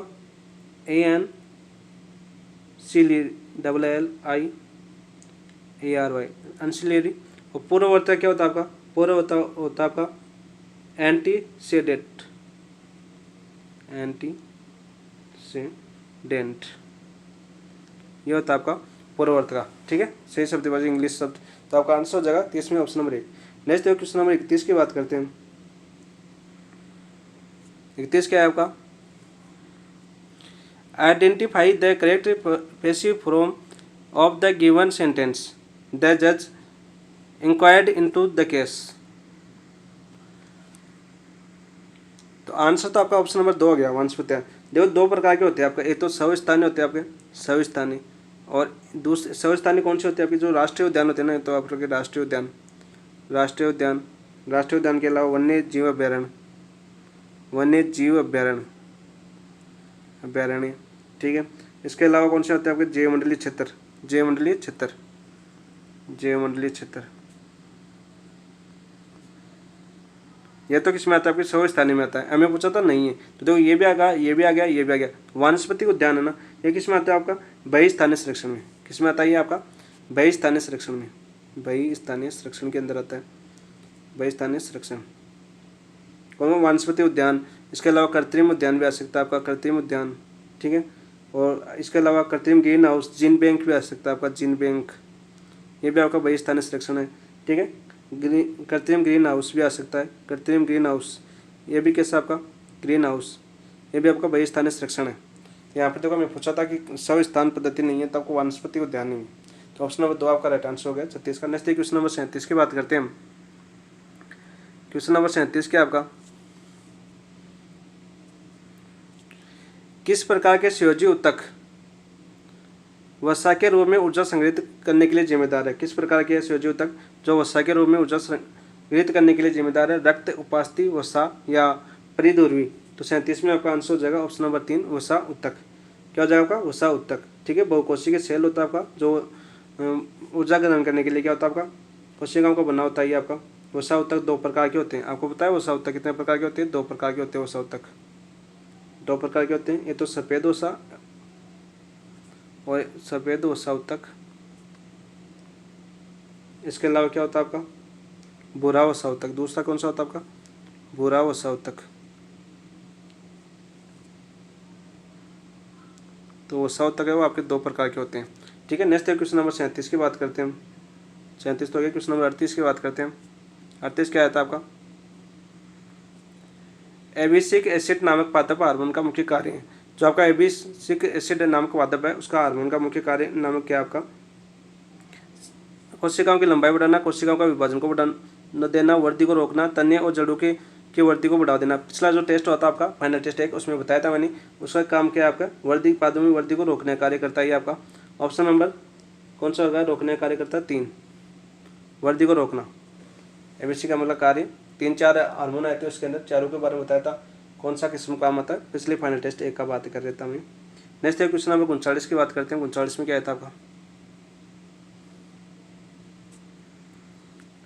मस्तिष्क के बारे में निम्नलिखित में से कौन से कथन सत्य है? आपका मस्तिष्क के बारे में निम्नलिखित में से कौन से कथन सत्य है, ये मैं बताना था आपको। ठीक है, मस्तिष्क का मुख्य सोचने वाला भाग पश्चिम मस्तिष्क है, तो पश्चिम मस्तिष्क है। तो देखो आपका पश्चिम मस्तिष्क नहीं है, कौन सा आपका प्रमस्तिष्क है। कौन सा आपका प्रमस्तिष्क है, प्रमस्तिष्क।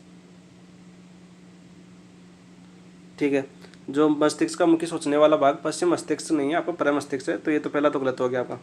ठीक है, दूसरा देखो क्या दे रखा है हमें, सुगने, सुनने, सूंघने, यादाश्त, दृष्टि आदि के केंद्र का अगर मस्तिष्क स्थित होते हैं। बिल्कुल राइट, किसमें स्थित होते हैं? आपके अगर मस्तिष्क में स्थित होते हैं। ठीक है, लार आना, उल्टी, रक्तचाप जैसे अनैच्छिक क्रियाएं पश्चिम मस्तिष्क में मेडुला द्वारा नियंत्रित होती है। किसके द्वारा होती है? आपकी मेडुला ऑब्लोंगेटा द्वारा नियंत्रित होती है। बिल्कुल राइट बात आपका। ठीक है, सेरेब्रम शरीर की मुद्रा और संतुलन को नियंत्रित नहीं करता है। तो सेरेब्रम आपके मुद्रा और संतुलन को नियंत्रित करता है। क्या करता है आपका? नहीं करता दिया हुआ, क्या करता है आपका? करता है आना चाहिए था आपका। तो ये आपका गलत हो जाएगा। देखो मैं क्या पूछा, सही कौन से है? सत्य तो आपका एक तो बी सही है, एक होगा सी। तो ऑप्शन नंबर 3 आपका राइट आंसर हो जाएगा 39 का। नेक्स्ट देखो क्वेश्चन नंबर 40 की बात करते हैं। 40 क्या आता है आपका?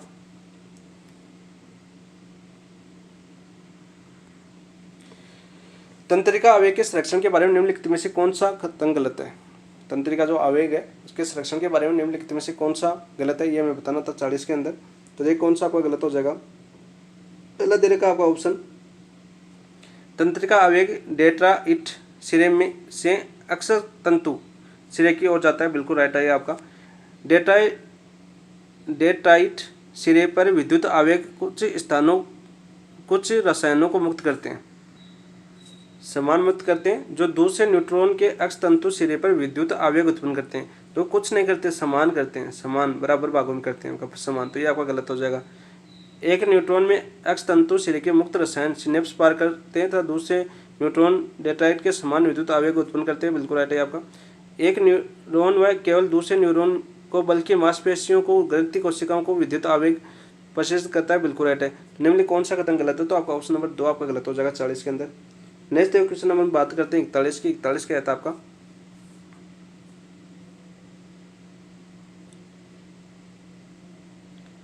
क्वेश्चन क्या आपका? देखो, राष्ट्रपति की समाधान शक्ति किसमें? आपके अनुच्छेद 72 के अंदर। किसमें? आपके अनुच्छेद 72 के अंदर है। ठीक है, राष्ट्रपति किन मामलों में समाधान कर सकता है? किन मामलों में समाधान कर सकता है, यह हमें बताना था। ठीक है, उन सभी मामलों में जिनमें दंड या दंडादेश सेना न्यायालय ने दिया हो। ठीक है, कर सकता है ना? कर सकता है। उन सभी मामलों में जिनमें दंड या दंडादेश किसी विशेष संबंधी किसी विधि के विरुद्ध अपराध के लिए दिया गया हो। बिल्कुल कर सकता है। जिस विषय पर तक संघ की कार्यपालिका शक्ति का विस्तार हो। बिल्कुल राइट है आपका। उन सभी मामलों में जिनमें दंडादेश मृत्यु दंडादेश हो। बिल्कुल कर सकता है। मृत्यु को माफ कर सकता है राष्ट्रपति, राज्यपाल नहीं कर सकता, याद रखना। तो इसमें देखो ए बी सी तीनों कर सकते हैं। तो आपका ए बी सी तीनों मामले ऑप्शन नंबर 4 आपका राइट आंसर हो जाएगा। कौन सा जगह आपका? ऑप्शन नंबर 4 आपका राइट आंसर हो जाएगा। नेक्स्ट देखो क्वेश्चन नंबर 42 की बात करते हैं। 42 क्या आता है आपका?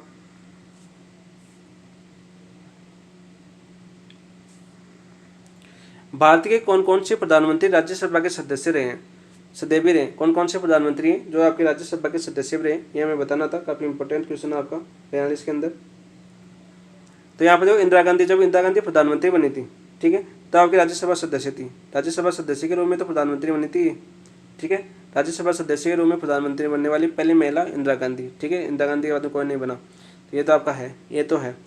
एस टी देवगौड़ा भी आपके राज्यसभा के सदस्य बने रहे थे। ठीक है, अटल बिहारी वाजपेयी नहीं रहे आपके। ठीक है, राज्यसभा सदस्य। आई के गुजराल भी आपके रहे थे। विदेश गुजराल सिद्धांत आपने पढ़ा होगा पॉलिटिकल में। तो ये आपके राज्यसभा के सदस्य थे, फिर प्रधानमंत्री बने थे। तो यहाँ पर क्या जगह आपका आंसर? ए बी और डी। ए बी डी कौन सा हो जाएगा? Option number 3। इनके अलावा एक मुख्य नाम और रह गया। कौन रह गया आपका? मनमोहन सिंह। और उनका देहांत हो चुका है। ये चर्चा का विषय भी है आपका, पूछा जा सकता है। कितने वर्ष तक रहे आपके? 2004 से 2014 तक रहे थे ना। 2004 से 2014 तक प्रधानमंत्री रहे थे आपकी राज्यसभा में। और किस राज्य का नेतृत्व किया था राज्यसभा में? असम का। ठीक है, और अंतिम बार आपके राजस्थान से थे। लास्ट टाइम राजस्थान से थे राज्यसभा सदस्य, ये भी याद रखना, इंपॉर्टेंट आपका। नेक्स्ट है क्वेश्चन नंबर 43 की बात करते हैं। 43 क्या आता है आपका?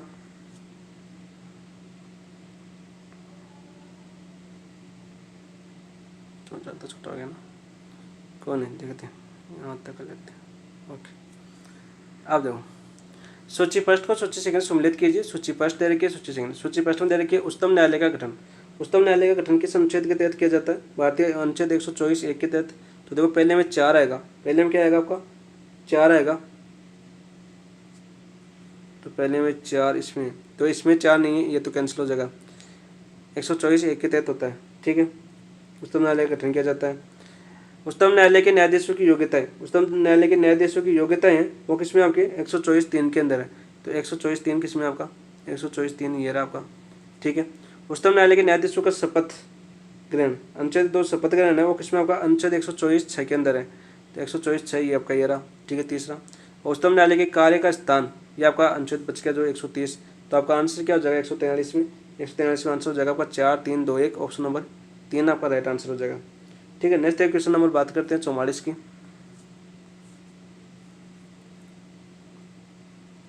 44वां क्या था आपका, केशवानंद भारती बनाम केरल राज्यवाद की, जिसे मौलिक अधिकार मामला के नाम से जाना जाता है। किस नाम से जाना जाता है आपका? मौलिक अधिकार मामला के नाम से भी जाना जाता है। में मूल ढांचे के किन तत्वों को निर्धारित किया गया था? मूल ढांचे के किन तत्वों को निर्धारित किया गया था, ये मैं बात करना था। तो सबसे पहले केशवानंद भारतीवाद कब था आपको? 1973 का था, ठीक है। 1973 के अंदर हुआ था, ठीक है, मौलिक ढांचे में। तो देखो इसमें क्या क्या सम्मिलित किया गया था, हमें यह बताना था आपका। तो 44 में देखते हैं हम ऑप्शन। देखो पहला क्या दे रखा है हमें, पहला दे रखा गणराज्य व लोकतंत्रात्मक स्वरूप वाली सरकार, बिल्कुल राइट, ये आपका शामिल था तत्वों में। संविधान का संघीय स्वरूप भी शामिल था, बिल्कुल राइट है। व्यक्ति की स्वतंत्रता एवं गरिमा, ये भी आपका शामिल था। एक कल्याणकारी राज्य की स्थापना एवं जनादेश, ये भी आपका शामिल था। तो कौन कौन से शामिल थे ढांचे में, किन तत्वों को शामिल थे? सभी को शामिल किया गया था। तो ऑप्शन नंबर 4 आपका राइट आंसर हो जाएगा, ठीक है। इसके अलावा भी बहुत ही आपके संघीय स्वरूप को शामिल किया गया था। किसको किया था? आपके संघीय स्वरूप तो आ गया, ठीक है। और एकता संप्रभुता, एकता को शामिल किया गया था, संप्रभुता एवं एकता, ठीक है। निरपेक्ष संविधान का पंथ निरपेक्ष शामिल किया गया था, पंथ निरपेक्ष शामिल किया गया था। इसके अलावा आपका संविधान की सर्वोच्चता शामिल किया गया था, संविधान की सर्वोच्चता शामिल किया गया था। मास्ट बता देता हूँ, इन तत्वों को शामिल किया गया था आपके केशवानंद भारतीवाद में 1973 में। नेक्स्ट एक क्वेश्चन नंबर 45 देखते हैं। 45 क्या था आपका, किस संविधान संशोधन द्वारा यह स्पष्ट किया गया कि अनुच्छेद 21 में प्रदत्त दैहिक स्वतंत्रता के अधिकार को आपातकाल में भी निलंबित नहीं किया जा सकता, आपातकाल में भी निलंबित नहीं किया जा सकता। 42वें संविधान संशोधन 1976 में, या 44 में, और 44वें संविधान संशोधन 1978 में। तो किसमें किया गया था? आपके 44वें संविधान संशोधन 1978 के अंदर किया गया था, ठीक है। किस अनुच्छेद के अंदर? अनुच्छेद 359, किसमें किया गया था? आपका अनुच्छेद 359, ठीक है, संशोधन किया गया था ये आपका अनुच्छेद 359 में। और आपका 21 में प्रदत्त, जो आपका अनुच्छेद 21 में प्रदत्त दैहिक अधिकार है, आपातकाल में निलंबित नहीं किया जा सकता, ठीक है। तो आपका आंसर हो जाएगा option number 3। Next question number 46 की बात करते हैं हम। 46 क्या आपका,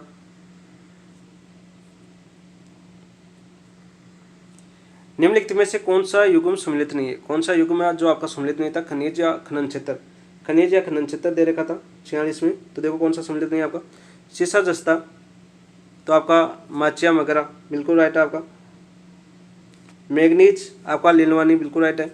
सोना आपका अनंतपुर भुखिया, बांसवाड़ा डूंगरपुर में ना, अनंतपुर भुखिया बांसवाड़ा में, तो बिल्कुल राइट है। लोहा कालीधान मादन, तो लोहा है आपका में, लोहा नहीं है कालीधान मादन में, क्या आपका तांबा है, क्या आपका तांबा। तो ये आपका सम्मिलित हो जाएगा option number 4। Next question number 47 की बात करते हैं। 47 क्या था आपका, जनगणना 2011 के अनुसार निम्नलिखित में किन जिलों में लिंगानुपात के आधार पर सही अवरोही क्रम का चयन कीजिए। सही अवरोही क्रम का हमें चयन करना है, ठीक है, करते हैं भाई। 47 में देखो कौन सा जगह, बिल टोंक नहीं, टोंक का कितना आपका 952, टोंक का कितना था आपका लिंगानुपात 952, ठीक है। दौसा कितना आपका 905, दौसा का 905। और वहीं आपका अल्लोरा कितना 895, अल्लोरा कितना आपका 895। भीलवाड़ा कितना आपका 973। तो सबसे पहले क्या आएगा आपका 973 आएगा, भीलवाड़ा आएगा। तो भीलवाड़ा इसमें और इसमें, तो पहला और तीसरा तो कैंसिल हो जाएगा। फिर 973 के बाद में क्या आएगा आपके पास 952 टोंक आ जाएगा, 952 टोंक। तो टोंक इसके अंदर है, इसमें अलवर है, तो ये कैंसिल हो जाएगा। ऑप्शन नंबर 2 आपका राइट आंसर हो जाएगा, भीलवाड़ा टोंक दौसा अलवर। आरोही क्रम सही हो जाएगा आपका ऑप्शन नंबर 2। नेक्स्ट देखते हैं क्वेश्चन नंबर 48।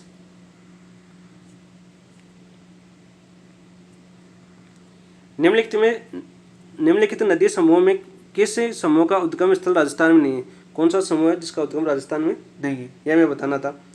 ठीक है, तो यहाँ पर देखो आपने दे रखा साबरमती, पश्चिमी बनास, जवाई, खारी। तो इसका तो आपका साबरमती आपकी उदयपुर में होती है। ठीक है, पश्चिमी बनास आपका सिरोही में होता है, जवाई आपका राजस्थान में होता है, खारी भी आपका राजस्थान के अंदर है। ठीक है, दिवेर की पहाड़ी से होता है ना खारी नदी, बनास की सबसे लंबी सहायक नदी खारी है। सोम का आपका उदयपुर में होता है, बिल्कुल राइट। मानसी है, सही है। वाकल है, राजस्थान से है। और जाखम भी किसी आपके राजस्थान से है, प्रताप चित्तौड़गढ़ या प्रताप चित्तौड़गढ़ से निकलती है जाखम तो। ठीक है, गंभीरी नहीं निकलती आपकी। गंभीरी कहाँ से निकलती है? एमपी से। कहाँ से निकलती है गंभीरी? जावेद की पहाड़ी एमपी से। जावेद की पहाड़ी एमपी से निकलती है।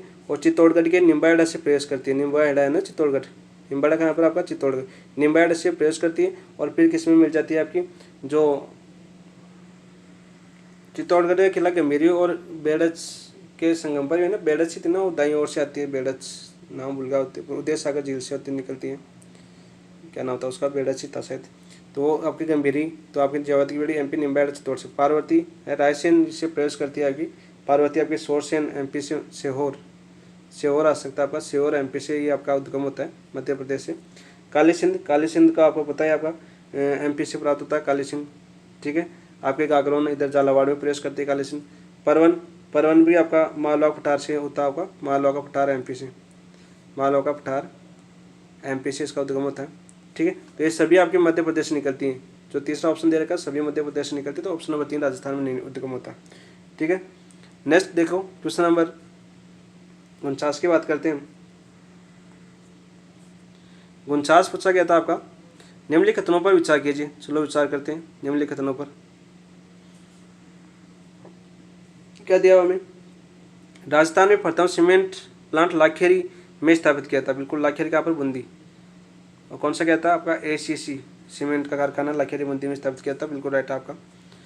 राज्य में प्रथम सूती वस्त्र मिल ब्यावर में सहकारी क्षेत्र में स्थापित की गई थी। नहीं, सहकारी क्षेत्र में स्थापित नहीं की गई थी, निजी क्षेत्र की मिल थी आपकी।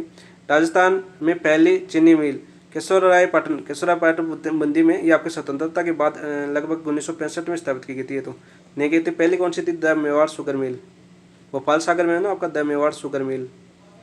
कहाँ पर आपकी? भोपाल सागर में। इसकी स्थापना की थी 1932 के अंदर, 32 के अंदर की गई थी। ये आपकी पहली ये थी आपकी केशवराय पाटन नहीं थी, तो ये भी गलत है आपका। तो बच्चा कौन सा आपका? बच्चा आपका केवल ए सही तो बचा था, केवल ए सही। सत्य का कब हुई थी आपकी? 1915 में हुई थी ना लाखेरी बंदी 1915 में। ठीक है, डेट भी याद कर लेना। तो सत्य कथन पूछा था, सत्य कथन केवल एक सत्य है, तो ऑप्शन नंबर ए आपका राइट आंसर हो जाएगा। ठीक है, और पहली सूती वस्त्र की मिल बताऊँ तो 1889 में हुई थी आपकी। कौन सी थी? दकर्षणा मिल। ठीक है, और 1889 में इसकी स्थापना हुई थी। किसने की थी आपकी? दामोदर दास राठी थे ना, दामोदर दास राठी कलेक्शन की कंपनी के साथ सहयोग से दामोदर दास राठी थे। और दकर्षणा मिल ब्यावर में हुई थी 1889 में, निजी क्षेत्र की थी। कौन सी थी आपकी? निजी क्षेत्र की पहले मिल। नेक्स्ट बात करते हैं क्वेश्चन नंबर 50 की। देखो आप 50 क्या आता है आपका?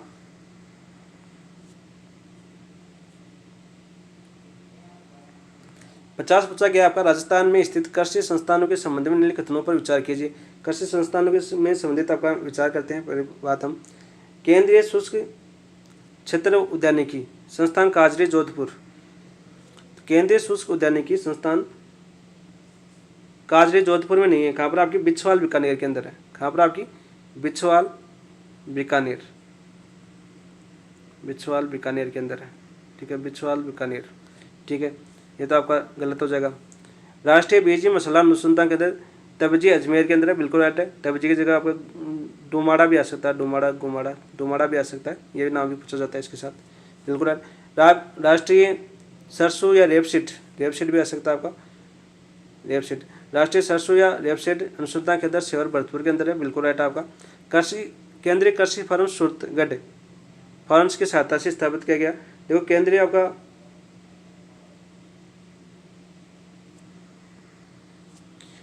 कृषि फार्म है सूरतगढ़, फ्रांस के साथ जो आपका फ्रांस की सहायता से स्थापित नहीं किया गया। ठीक है, ये आपका ये गलत हो जाएगा आपका।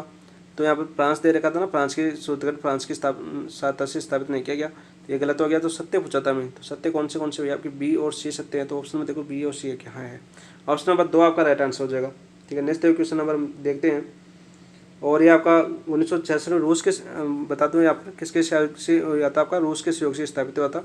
और कब हुआ था ये 1956 में स्थापित किया गया था केंद्रीय कृषि फर्म सूरतगढ़ के अंदर। ठीक है, सूरतगढ़ गंगानगर के अंदर। ये बिल्कुल राइट है आपका, रूस के सहयोग से, नहीं कि फ्रांस के सहयोग से। ये भी याद कर लेना। तो बी और सी से ही आपका। नेक्स्ट है क्वेश्चन नंबर 50 की बात कर, 50 हो गया। क्वेश्चन नंबर 51 की बात करते हैं। लिंड ग्रैंड के अनुसार शिक्षा मनोविज्ञान के कार्य क्षेत्र में शामिल है। शिक्षा मनोविज्ञान के कार्य क्षेत्र में शामिल है, यह हमें पूछा गया 51 के अंदर।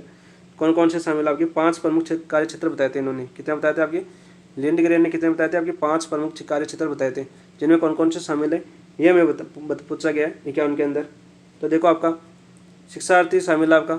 ठीक है, सीखने की परिस्थिति शामिल है, बिल्कुल है। समय की गतिशीलता नहीं है, मापन एवं मूल्यांकन है, ये भी आपका शामिल है। तो 1 2 4 ऑप्शन नंबर 4 आपका राइट आंसर हो जाएगा 51 के अंदर। ठीक है, देखो ये तो क्या था, सीखने की प्रक्रिया का स्वरूप। 5 कौन से बताए थे आपके, ये तो सीखने की प्रक्रिया का स्वरूप था। ठीक है, सीखने की परिस्थिति होगी अपने पास, परिस्थिति 2। ठीक है, मापन मूल्यांकन 3, निर्देशन हो गया। और इसके अलावा आपका कौन सा था, निर्देशन। और निर्देशन के अलावा 3 तो एक है, निर्देशन और इसके अलावा मानसिक स्वास्थ्य, मानसिक स्वास्थ्य। ठीक है, स्वस्थ। तो यहाँ पर हो गया 1 2 4 हो जाएगा आपका 51 का। नेक्स्ट क्वेश्चन नंबर 52 देखते हैं हम। 52 क्या है आपका, पियाजे के संज्ञानात्मक विकास से संबंधित संप्रत्यय। जो आपका पियाजे था, पियाजे का जो सिद्धांत था संज्ञानात्मक विकास के संबंधित संप्रत्यय कौन सा आपका 52 में, ये पूछा गया था हमें। तो जो कौन कौन से आपके जीववाद भी है, आत्म केंद्रितता भी है और लाक्षणिक कार्य भी है। सही बोर्ड देखो A B C, option number 4 आपका राइट आंसर हो जाएगा 52 में। नेक्स्ट देखो क्वेश्चन नंबर 53 की बात करते हैं हम। कोलरबर्ग का सिद्धांत है नैतिक विकास का सिद्धांत। किसका आपका, नैतिक विकास सिद्धांत की अवस्था नहीं है, नैतिक विकास सिद्धांत की अवस्था नहीं है, यह मैं पूछा गया 53 के अंदर। तो देखो आपका सामाजिक अनुबंधन उन्मुखता है, सार्वत्रिक नीतिपरक सिद्धांत की उन्मुखता है, सामाजिक प्रेरक अवस्था नहीं है। कौन सी नहीं है आपकी, सामाजिक प्रेरक अवस्था नहीं है, दंड व आज्ञाकारी की उन्मुखता है। तो कौन सा नहीं है आपका, ऑप्शन नंबर 3 नहीं है। नेक्स्ट देखो क्वेश्चन नंबर करते हैं हम 54 क्या आता आपका, सार्वजनिक विकास के पैटर्न का महत्व शिक्षकों के लिए महत्वपूर्ण है। सार्वजनिक विकास है के पैटर्न का महत्व शिक्षकों के लिए महत्वपूर्ण है। तो 54 में ये पूछा गया हमें। तो कौन सा आपका, देखो स्कूल के सार्वजनिक वातावरण को संतुलित रखने में सहायक है, बिल्कुल राइट। बालकों में प्रिय सहयोगों का विकास कर शैक्षिक उपलब्धियों को बढ़ावा मिलता है, बिल्कुल राइट है। बालकों में अभिरुचि विकास में मदद मिलती है, बिल्कुल राइट है। तो A B C option number 3 आपका राइट आंसर हो जाएगा। नेक्स्ट क्वेश्चन नंबर 55 देखते हैं। 55 क्या आपका, कौन से कथन अधिगम की प्रकृति को सही प्रकार से निर्देशित करता है। अधिगम की प्रकृति को सही प्रकार से निर्देशित करता है, कौन सा कथन है वो करता है आपका, ये बताना हमें। अधिगम एक सतत व सक्रिय प्रक्रिया, बिल्कुल राइट आपका। अधिगम मानसिक क्षमताओं के विकास के लिए प्रक्रिया, बिल्कुल राइट आपका। अधिगम व्यवहार परिवर्तन है, बिल्कुल राइट आपका। अधिगम एक सामाजिक प्रक्रिया, बिल्कुल राइट है। A B C D आपका राइट आंसर हो जाएगा, ऑप्शन नंबर 4। नेक्स्ट देखते हैं क्वेश्चन नंबर 56 क्या आता है आपका। 56 की बात करते हैं हम।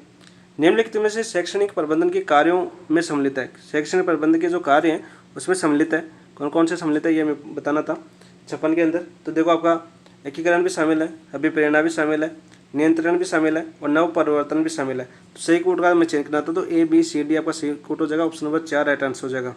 नेक्स्ट देखो क्वेश्चन नंबर 57 के आपका। 57 की बात करते हैं हम।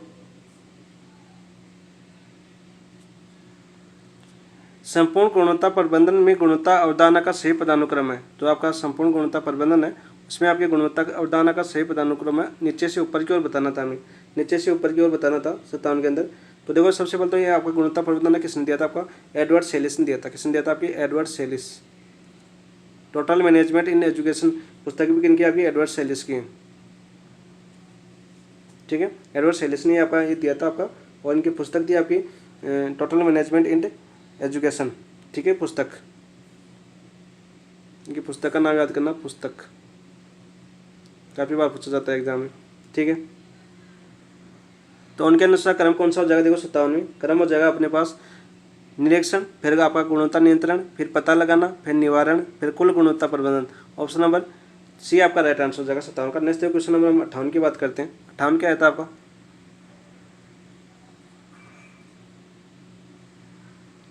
58 आपका शैक्षिक पर्यवेक्षण के उद्देश्यों के संदर्भ में सही कथन है। जो आपका शैक्षिक पर्यवेक्षण है उसके उद्देश्यों के बारे में सही कथन कौन सा है, ये मैं बताना था। तो यहाँ पर देखो, शिक्षकों की कार्य क्षमता व योग्यता में वृद्धि करना, बिल्कुल राइट। शिक्षकों की जो कार्य क्षमता योग्यता है उनमें वृद्धि करना। शैक्षिक सुधारों में पहल करने पर बल देना, बिल्कुल राइट बात है। शैक्षिक जो सुधारों में उन पर पहल करने पर बल देना, बिल्कुल राइट है। संस्था की समस्याओं का विश्लेषण करना, संस्था की जो समस्या है उनका विश्लेषण करना, ये भी आपका शैक्षिक पर्यवेक्षण के उद्देश्य है। शिक्षण प्रक्रिया में मंद करना, जो आपका शिक्षण प्रक्रिया मंद करना इनका उद्देश्य नहीं है। क्या नहीं है आपका, मंद करना इनका उद्देश्य नहीं है। तो आपका आंसर क्या हो जाएगा, आपका ऑप्शन नंबर 1, 2, 3 सही है। तो ऑप्शन नंबर 1 आपका राइट आंसर हो जाएगा 58 का। ठीक है, नेक्स्ट क्वेश्चन नंबर हम 59 की बात करते हैं। 59 क्या आता है आपका, नेतृत्व की प्रजातांत्रिक शैली। जो आपके नेतृत्व की कौन सी शैली आपकी प्रजातांत्रिक शैली है, की विशेषताओं में है, की विशेषताओं में है। तो इसमें सभी को व्यक्तिगत विकास का अवसर मिलता है, व्यक्तिगत विकास का अवसर मिलता है किसमें, प्रजातांत्रिक शैली में, बिल्कुल राइट बात है। इसमें मुक्त द्विमार्गी संप्रेषण होता है। कैसा होता है आपका, मुक्त द्विमार्गी संप्रेषण होता है, बिल्कुल राइट बात है। इसमें नेता शक्ति व सत्ता के बल पर का शासन करता है, बिल्कुल राइट बात है। यह शैली सहभागी व कर्मचारी केंद्रित होती है। कैसी होती है आपकी, सहभागी व कर्मचारी केंद्रित होती है, बिल्कुल राइट बात है। तो सही कोड का चयन कीजिए, सही कोड हो जाएगा आपका ABCD, ऑप्शन नंबर 4 आपका राइट आंसर हो जाएगा 59 का। नेक्स्ट क्वेश्चन नंबर 60 की बात करते हैं। 60 क्या आपका, देखो 60 की बात करते हैं। 60 आपका राज्य के शैक्षिक अनुसंधान प्रशिक्षण परिषद SIERT को मजबूत करने के लिए अध्यापक शिक्षा पुनर्संरचना एवं पुनर्गठन योजना कब लाई गई, 1985 में, 1993 में, 1997 में या 1987 के अंदर। तो आपका आंसर हो जाएगा 60 में, ऑप्शन नंबर 4 कब आई, 1987 के अंदर।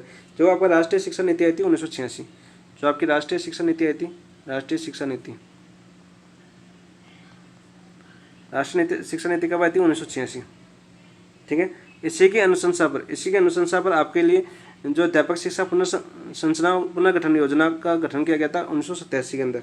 ठीक है, याद करना आप, SIERT को मजबूत करना और इसके साथ साथ IASC की स्थापना करना। राजस्थान में कितने IASC, 2 है। ये तो अजमेर में के अंदर है और दूसरा कहाँ पर आपका बीकानेर के अंदर है। ये तो अजमेर के अंदर है, दूसरा बीकानेर के अंदर है। ठीक है, और डाइट की स्थापना करना। ठीक है, ये भी आपका इसी के अंदर आई थी, राष्ट्रीय शिक्षा नीति 1987 के तहत। तो यहाँ पर 86 में 1987 में प्रावधान किया गया था इसका। ऑप्शन नंबर 4 आपका राइट आंसर हो जाएगा 60 का। नेक्स्ट क्वेश्चन नंबर 61 की बात करते हैं हम। 61 क्या आता है आपका, राजस्थान राज्य शैक्षिक अनुसंधान एवं प्रशिक्षण RSCERT कहाँ पर, इसका मुख्यालय उदयपुर के अंदर। कहाँ पर आपका, उदयपुर के अंदर इसका मुख्यालय है। प्रमुख विभागों में सम्मिलित है, कौन कौन से विभाग सम्मिलित है आपका, ये पूछा था। देखो, शैक्षिक प्रौद्योगिकी प्रभाग सम्मिलित है, बिल्कुल राइट बात है। सर्वांगीण विकास एवं सामाजिक न्याय प्रभाग, यह भी सम्मिलित है, बिल्कुल राइट बात है। शैक्षिक अनुसंधान सर्वेक्षण आकलन एवं नीति प्रभाग भी शामिल है, बिल्कुल राइट बात है। पाठ्यचर्या पाठ्यक्रम और सामग्री निर्माण एवं मूल्यांकन प्रभाग, ये भी शामिल है। कितने टोटल, तो 7 है ना इसके, 6 सॉरी, कितने विभागों में बांटा गया इसको, 6 विभागों में बांटा गया था, 6 थे। ठीक है, पहले 9 थे, फिर इसको 6 में कर दिया गया। तो यहाँ पर ये देखो, ये सारे आपके 4 विभाग हैं, इन चारों का मुख्यालय भी कहाँ पर आपका, उदयपुर। एक मुख्यालय इसका, एक प्रभाग ऐसा जिसका मुख्यालय कहाँ पर आपका, अजमेर। सूचना वाला मुख्यालय प्रभाग है, उसका मुख्यालय कहाँ पर आपका, अजमेर।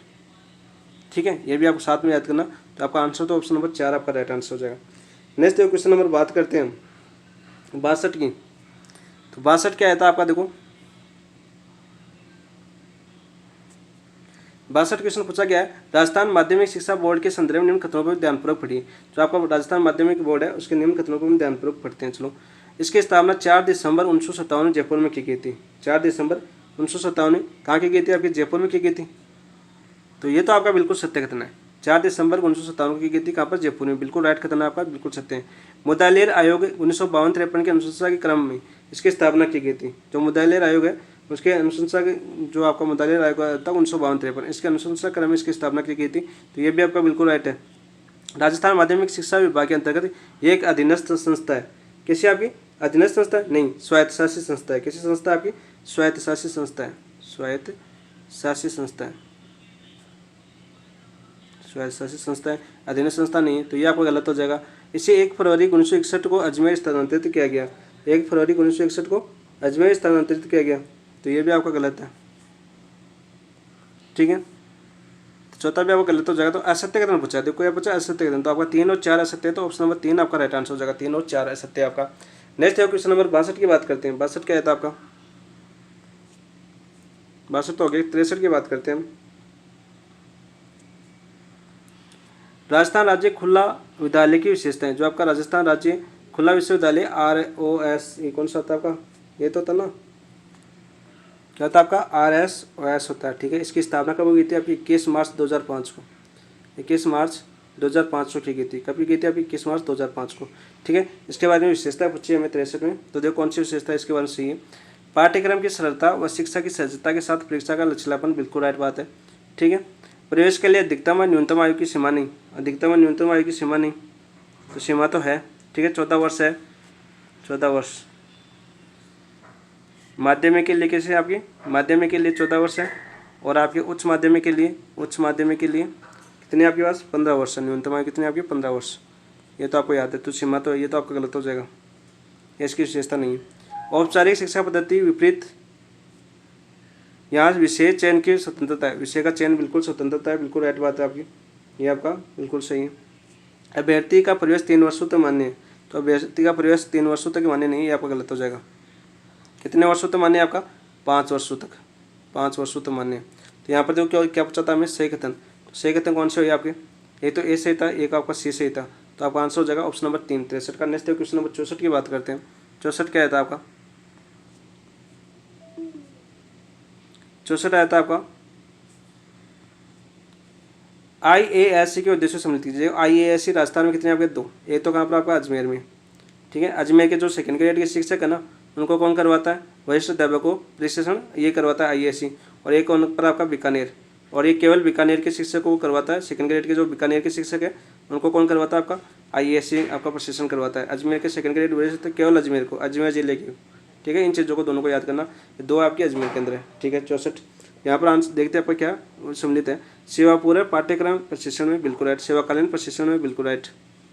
शैक्षिक नवाचार हेतु शिक्षकों के जागरूक करना, बिल्कुल राइट। संदर्भ व्यक्ति का प्रशिक्षण आयोजन करवाना, बिल्कुल राइट। तो आपका क्या हो जाएगा, ABCD 4 विशेषताएं सम्मिलित, उद्देश्य सम्मिलित है, तो ऑप्शन नंबर 4 आपका राइट आंसर हो जाएगा 64 का। नेक्स्ट क्वेश्चन नंबर 65 की बात करते हैं। 65 क्या था आपका, राजस्थान में शिक्षा के लिए किए गए नवाचारों का सही क्रम है। किए गए नवाचारों का सही क्रम कौन सा है, ये हमें बताना था। तो कोई इस्माइल कब आया था आपका, इस्माइल तो आपका 13 अप्रैल 2020 को आया था। कब आया था आपका, 13 अप्रैल 2020 को। देखो इनकी डेट पूछी जाती है, 13 अप्रैल 2020 को, ठीक है। इस्माइल, ठीक है। इस्माइल 1.2 आया था, फिर 1.12 आएगा, 3 भी आ गया था ना। ऐसा है क्यों, state initiative for quality education, ये 2015-16 में आई थी। कब आई थी आपकी, 15-16 में। पहले तो आपके जयपुर और अलवर में हुई थी, अलवर की 40 ग्रामीण स्कूलों में, जयपुर की 20 शहरी स्कूलों में, ठीक है। 2015-16 में पूरे संपूर्ण राजस्थान में हो गया, ठीक है। दीक्षा राइज की बात करें हम, यह 2018-19 में आया था। दीक्षा राइज कब आया था आपका, 2018-19 के अंदर आया था। वही बात करें हम शिक्षा वाणी कब आया था आपका, शिक्षा वाणी 1 मई 2020 को आया था। शिक्षा वाणी आया था आपका 1 मई 2020 को।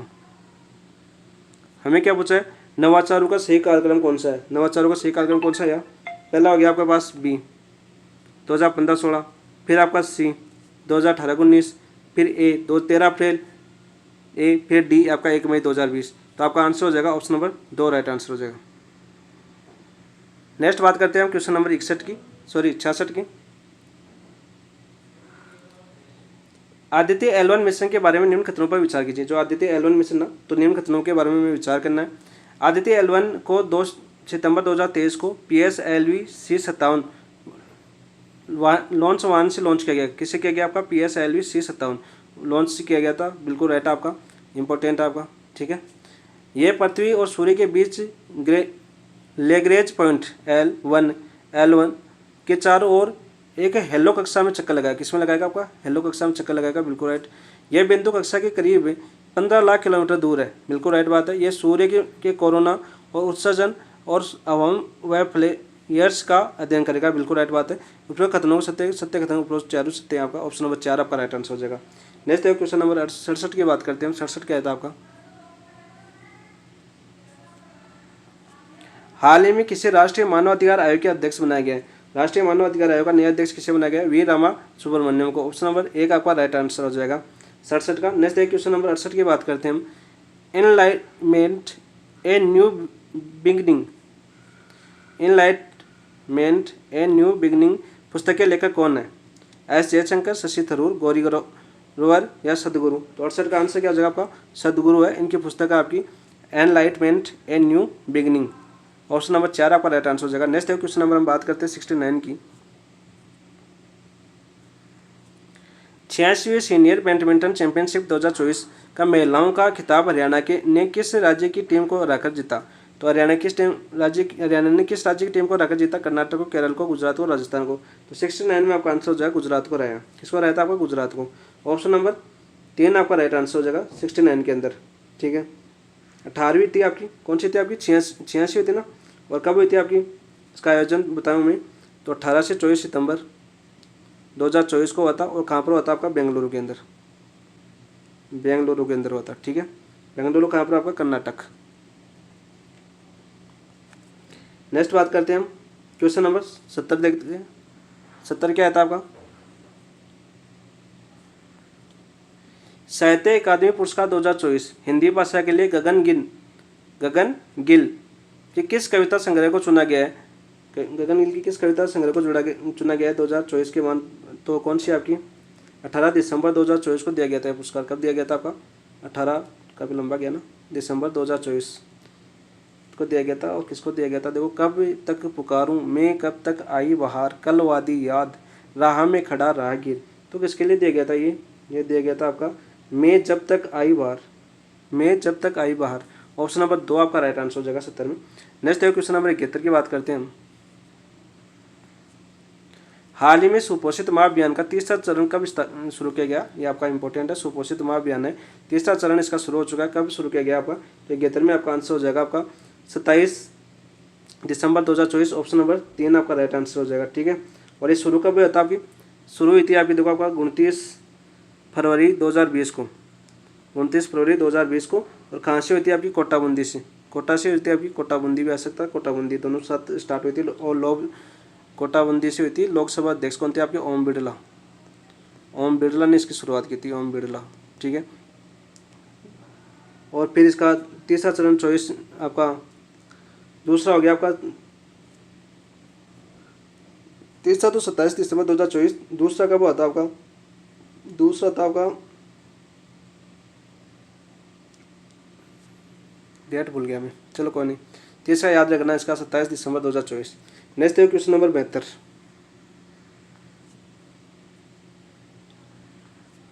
मुख्यमंत्री अमृत आहार योजना किस आयु वर्ग के बच्चों के लिए प्रारंभ की गई? जो मुख्यमंत्री अमृत आहार योजना है किस आयु वर्ग के बच्चों के लिए की गई? 0 से 3 वर्ष, 3 से 6 वर्ष, 4 से 7 वर्ष और 2 से 6 वर्ष। तो 72 में आपका आंसर हो जाएगा 3 से 6 वर्ष। Option number 2।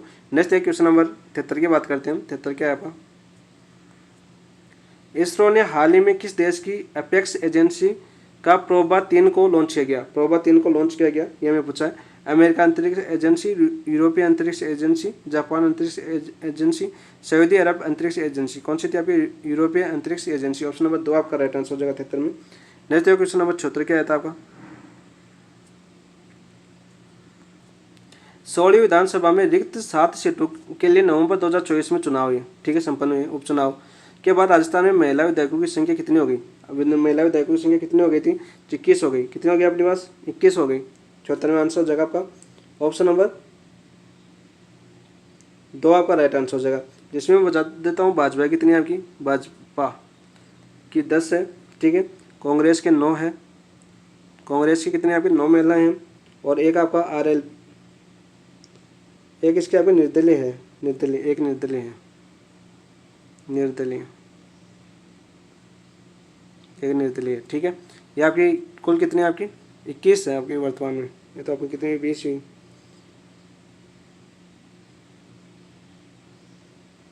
एक हो गई थी, एक आपके जीत गई थी आपके उपचुनाव के बाद। तो टोटल कितनी आपकी? 21 है। इस चीज़ को याद रखना। नेक्स्ट देखते हैं क्वेश्चन नंबर 2 है आपकी निर्दलीय। कितनी हो गई आपके पास? 2। ठीक है। तब 21 होगी, मैं सोचा एक ही निर्दलीय, 2 आपकी निर्दलीय। नेक्स्ट देखो क्वेश्चन नंबर 75 की बात करते हैं हम। और अंतिम क्वेश्चन,